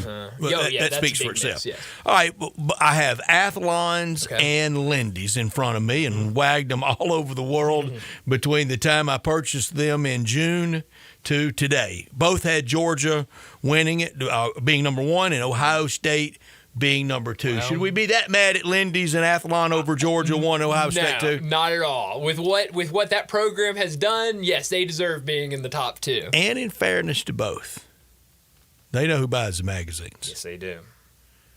That is a great point. And you might as well tell your marketing people, maybe have them one. It's like Ohio State buys them too, and great fans. Earlier today, I was talking with Dave, and Dave was asking me about transfer portal rankings. And he goes, Rivals has Memphis way up at the top. 247 has them, down in the 40s. What would you take? And I said, well, Dave, I mean, the better one. If they're at the top, you got the consumers want them to be high. Take number 1 or wherever they're at. So yes, they know what they're doing. They've been in this business. So Georgia picked 1, finished 6th. That's not a whopper. No, not at all. No need to be mad at Lindy or Not Mr. at Athlon, is it? No. Ohio State 2 in the mags and 1 overall. That's where it really Pretty matters. good. Oregon 3, they finished 3. It's pretty good. Texas 4, they finished 4. Yep. This is Athlon's. Texas 3 in Lindy's, Oregon 4 in Lindy's. Okay. So close enough. Ole Miss 5 in both, finish 11. Is that getting out there closing to missing badly? 6 spots. 5 in both, finish 11. I don't flirted with it all year. Yeah, I don't think they were right there. Remember, we had close. the discussion of what would it be for Ole Miss to be a laughing stock. What would we said 8 and 4. There was a point where that looked like that could happen. It didn't. Yeah, I don't think that's a big miss. Not a big miss. No, Alabama 6 in Athlon's and 7 in Lindy's. Finish 17. Whopper. This is a tricky one. Is it? Because what are you going to do? I mean, I understand Nick say, you're going to tell me that you're going to rank a team that has been fantastic forever, and you have Milroe back. You have Malachi Moore back. A bunch of guys, and you're getting a head coach that was just in the national championship game. You got to imagine preseason. Yeah, this team will be fine. But something to be made of. Those coaches know when to go. Oh yeah. Now I think he was ready. I think Nick Saban was going to go if he had an undefeated team coming back. Yeah, I think he was ready. Yeah, it was his time to go. So Alabama, whopper or not? They missed badly or not? I say they did. I'm gonna say they did, and but really it's emblematic a of one. I think poor job Kalen DeBoer did. Yes, and Michigan, last year's champ. Oh man, here we go. Picked 7 by Athlon and picked 6 by Lindy's. Big miss. They finish not in the top 25. They finish others receiving votes. 29. How about that? And on these airwaves, who called it? We did. We did. We said no way. In fact, Sharon Moore, it said the Sharon Moore era begins. And it wasn't much to it, except at the end. It ended better than it started. I mean, there were fireworks at the end. The end is what everyone's going to remember, and that's what they need to remember going into next year, because you get that big win over Iowa State, you get the big-time recruit that you need. It was a good end to the season, but everything before that was terrible. Athlon, Penn State, 8. Lindy's, Penn State, 11. Wow. Penn State finishes 5. Yeah. Pretty good. Maybe a little low. Which one is that? Lindy's? Lindy's, okay, yeah, Lindy's maybe a little low. Notre Dame picked 9 by Athlon, picked what by Lindy's? 8. Finished 2. I think that's pretty good. I think that's pretty good picking by them. I do too. The preseason mags, and I mean, except for one and maybe Ole Miss, but yeah, 10 and 3. But and also with Notre Dame, I mean, I know we're looking right now at the final AP poll, but if you look at the final, end of regular season college football playoff rankings, that's pinpoint exactly where they were going into the playoffs. So I'd say that's really good picking by Lindy's by the preseason mags. Mizzou 9, Athlon Mizzou 10. Mizzou finishes 10 and 3, but 22 they missed. That's a miss. I didn't think Mizzou could keep the close game magic going this year they had last year, and that was my biggest fear of Ole Miss, and that kind of played out too. Sure did. With Ole Miss. LSU picked 11 in Athlon. LSU picked 13 by Lindy's. Big miss. LSU finishes 27. Big miss. They'll miss on them next year too. Yes, they will. Florida State. Ooh, the biggest miss of all time. 12 in Athlon. 10 in Lindy's. Ugh. Have they made it home from Dublin yet? Ugh. And the Tigers finished them off. A team has made it back from Dublin. I don't know if it was really Florida State or not. I don't know what happened in that travel back. Remember this next year when we're looking at the magazines and the preseason polls. Tennessee 13, Athlon 15, Lindy's finish 9. I think they missed on Tennessee. I think we all missed on Tennessee. I think so. Much better than we thought they'd be. Utah 14, Athlon 16, Lindy's, and they're with FSU somewhere. Yeah, right there. Whopper. Yeah, big time. Clemson 15, Athlon 14, Lindy's. Spot on. Finish 14. Wow, that is spot on. It's a good picking.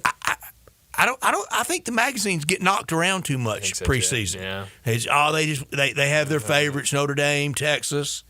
And you see all that. Oklahoma 16, Athlon, 18, Lindy's, and horrible year. Yeah, nowhere to be found. So what, we've had 3 real bad ones? 3 real bad ones. Utah, Florida State, Oklahoma. Texas, Kansas State 17 in Athlon. Where are they? 21, Lindy's, and finish nowhere. Yeah, let's see. 26, 27, 28, 29, 30. Yeah, way down there. Yeah. Oklahoma State got a lot of people preseason. Picked 12, Lindy's 19, Athlon started 3-0 and had 1 everything since. you wanted them to have. I mean, they were the team. USC got a lot of people. Yeah. Memphis preseason picked what by Athlon? Where are they? 35, is that right? 37. Wow. 37. Big miss. And Lindy's, they didn't go down that far, but finished real good. Yeah, finished real high. I mean, that's definitely a big. I mean, when you talk about the ones they got wrong that had way better seasons. 36 by Lindy's. Oh wow. Okay. So it finished 24. So a good. Memphis got them in a good way. So did Army and Navy. I would love to see where they had Army and Navy before the season started. Oh, I bet way down there. Both those teams were really good. Army finishes the season at 21 in the AP. Navy right outside. We got to remember that next year because there will be that team that kind of comes out of nowhere, and there will be those that everybody loves that disappoints. Yeah, and it's, I think it's curious, or I'm curious next year about some of these Group of 5 teams, because you look at 21 through 25, 3 Group of 5 teams in there. Army at 21, UNLV at 23, Memphis at 24. Keep an eye on some of those teams because, Army certainly wasn't in the conversation preseason to be in the mix for the Group of 5. UNLV wasn't really talked about very much to be in the mix for the Group of 5. Memphis was. Navy was not, and they're right outside. So, there are going to be those teams. We talk about it. It felt like before the season, it was going to be one of Boise State, Liberty, and Memphis. Now, it was. Boise State became that representative for the Group of 5, but there are going to be those teams next year again that nobody's talking about preseason that has that big year in the Group of 5 and is going to be in the mix at the very least to try to make that Group of 5 Our spot. buddy Brett CNC at Pick 6 Previews, a must follow. Yes. At Pick 6 Previews on Twitter. He does this every year on this date of who's a blue blood. Time for the annual blue blood vote. We have to go through this quickly. Oh, man. First one, yes or no, Miami. Yes. I voted yes. No, 69% no. Wow. That's recency bias. I mean, that really is forgetting the past with Miami. Georgia, yes or no? Yes. I voted yes. 59% said no. Really? LSU. No. I voted yes. 71% voted no. Wow. Texas. Yes. I voted no. Wow. See, I have them blue blood more of just brand. I mean, that brand is like a blue blood brand. My blue blood is trophy case. Yeah. My blue blood's rings. Well, and I think mine's both, but I think there's some teams in there that. Well, you don't have any bitty trophies with Texas. No, you certainly don't. 78% voted yes for Texas. That's what I'm saying. It's part. I mean, that brand it gets a lot of people. Brad, they have two thumbs on the scale. Why? I don't know if it's right or wrong. It's not winning, but it's what people associate Blue Bloods with for whatever reason. Michigan. No. I voted yes, and 86% respondents, over 6,500 votes, voted with me. Wow. Penn State. Yes, absolutely, yes. I voted yes. 58% voted no. You're kidding. Voted no. Oh, my God. Auburn. Oh, man. I'm going to say no. I voted no. 95% voted no. Wow. Auburn's not. No. Ohio State. Yes. Yeah, for sure. Yes, I voted yes, 94%.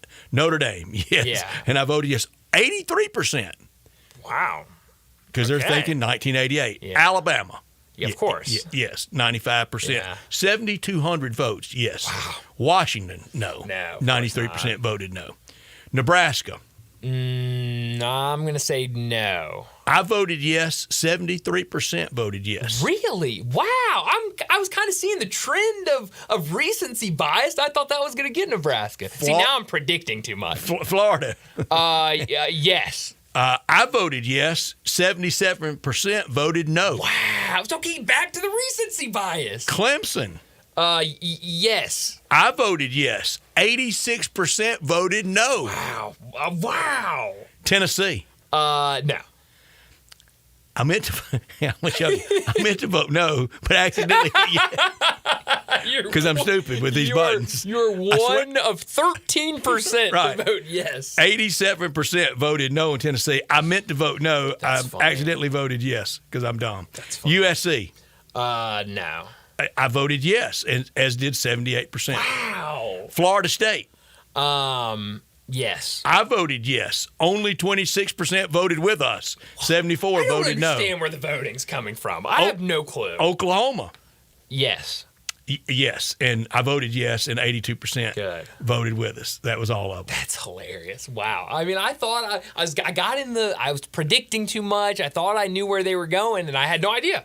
I still have no idea where some of those votes Once were you coming from. are a blue blood, can you be kicked out?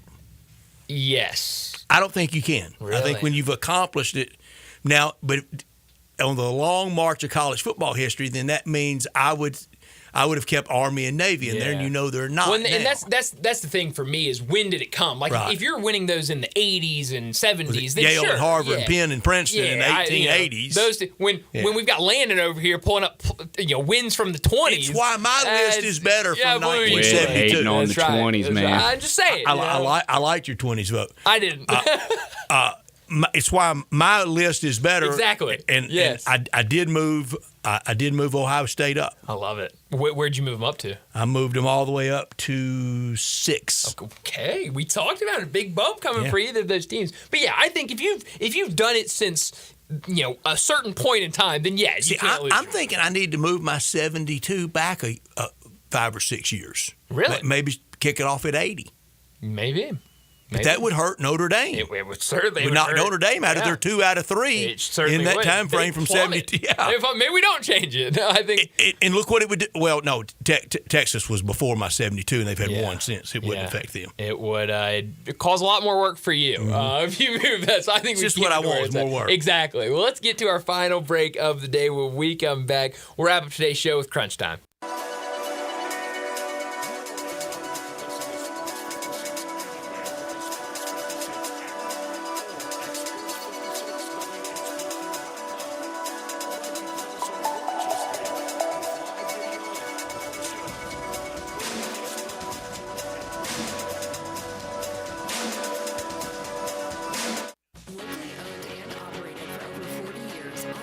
Construction tailors custom-made solutions for all your residential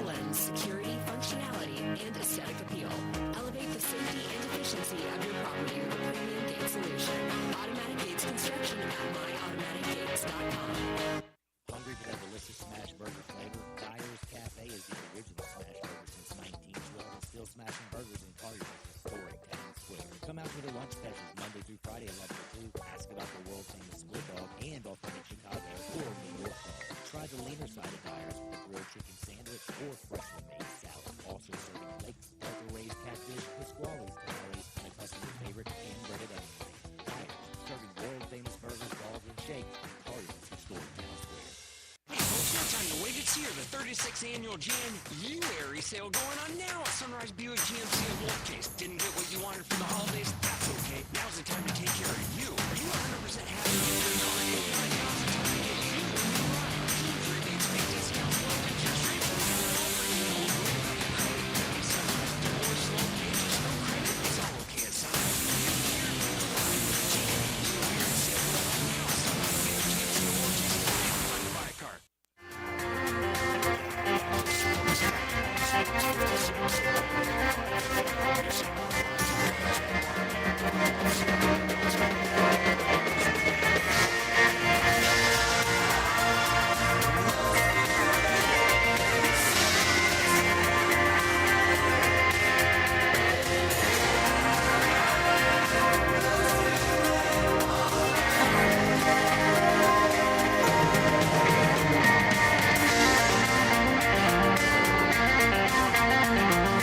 Pretty cool, and we're just getting started, so.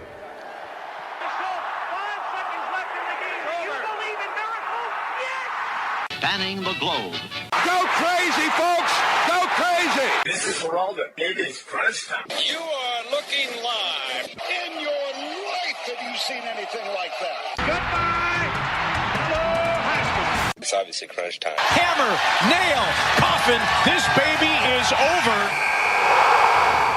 Well, Brett, what I learned today, we talked about this a few months ago, that Topps was releasing a one-of-one Paul Skeens rookie trading card that featured his debut patch and an autograph on it. Once this was announced that it was going to be out there, the Pirates announced that they would offer the winner 2 season tickets behind home plate for the next 30 years, a softball game for 30 people at PNC Park, a meet and greet with Paul Skeens, a chance to warm up with the team, autographed jerseys, and, quote, other experiences that they did not elaborate on.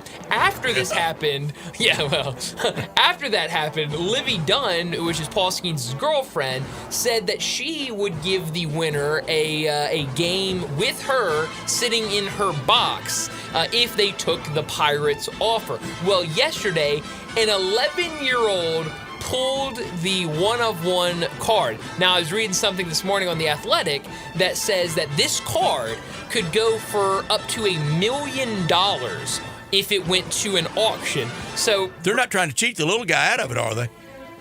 Look, they have their offer that they're given, that they are offering anybody. This was before they knew it was an 11-year-old that won it. This offer was too bad for anybody. So I asked you, Brett, what would you take?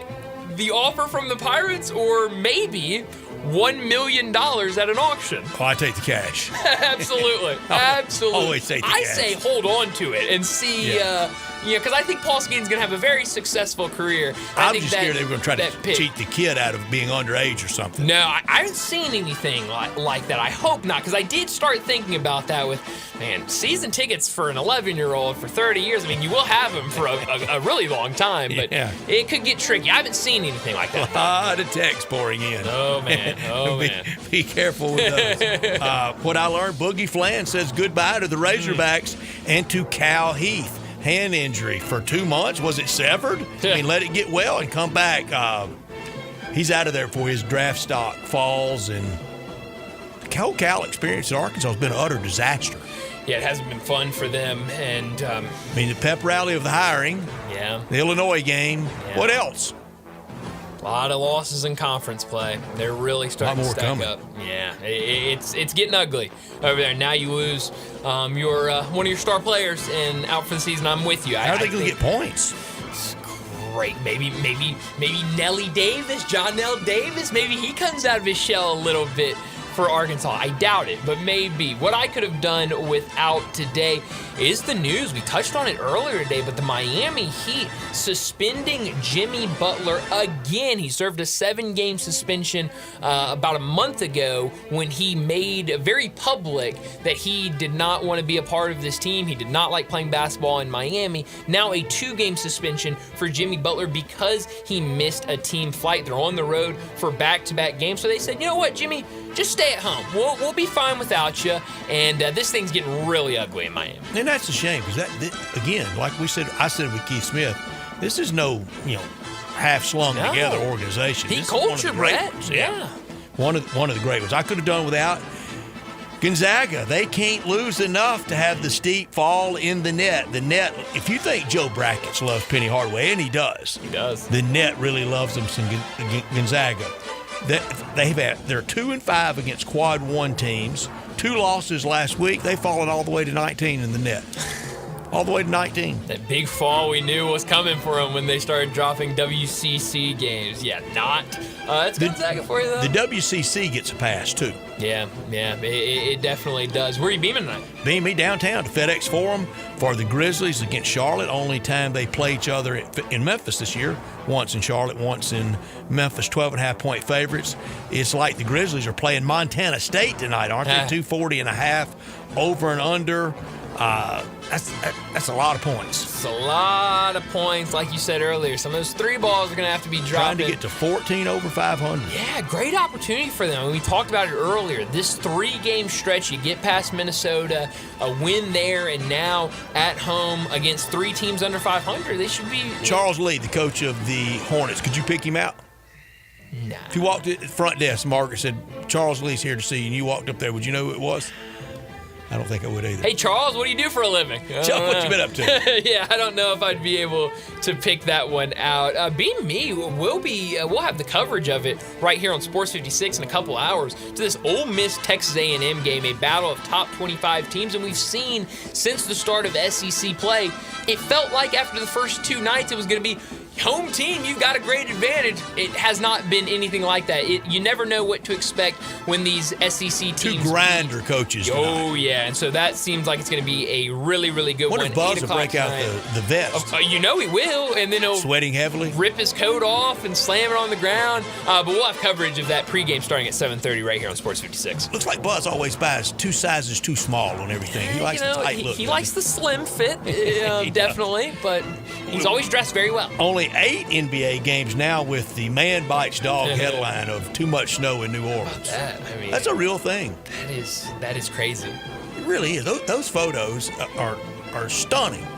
They're fun to look at. I mentioned between that and to see beaches covered in snow in Florida. I mean, it's white sand at 30A covered in snow. Covered in snow, and people have been telling you, no, that's snow. That's not sand. That's snow. Temple at North Texas in the AAC.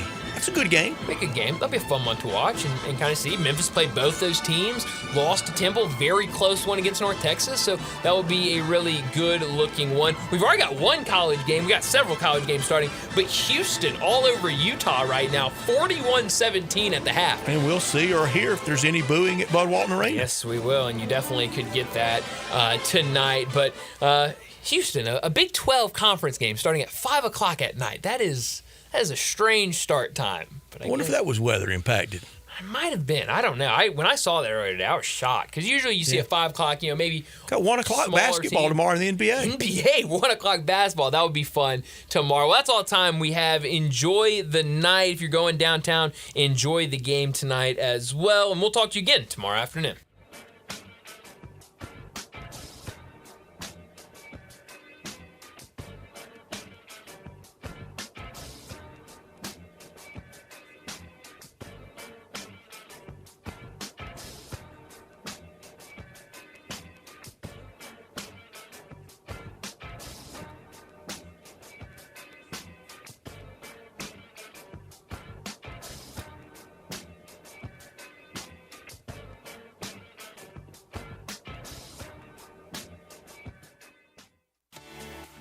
Jason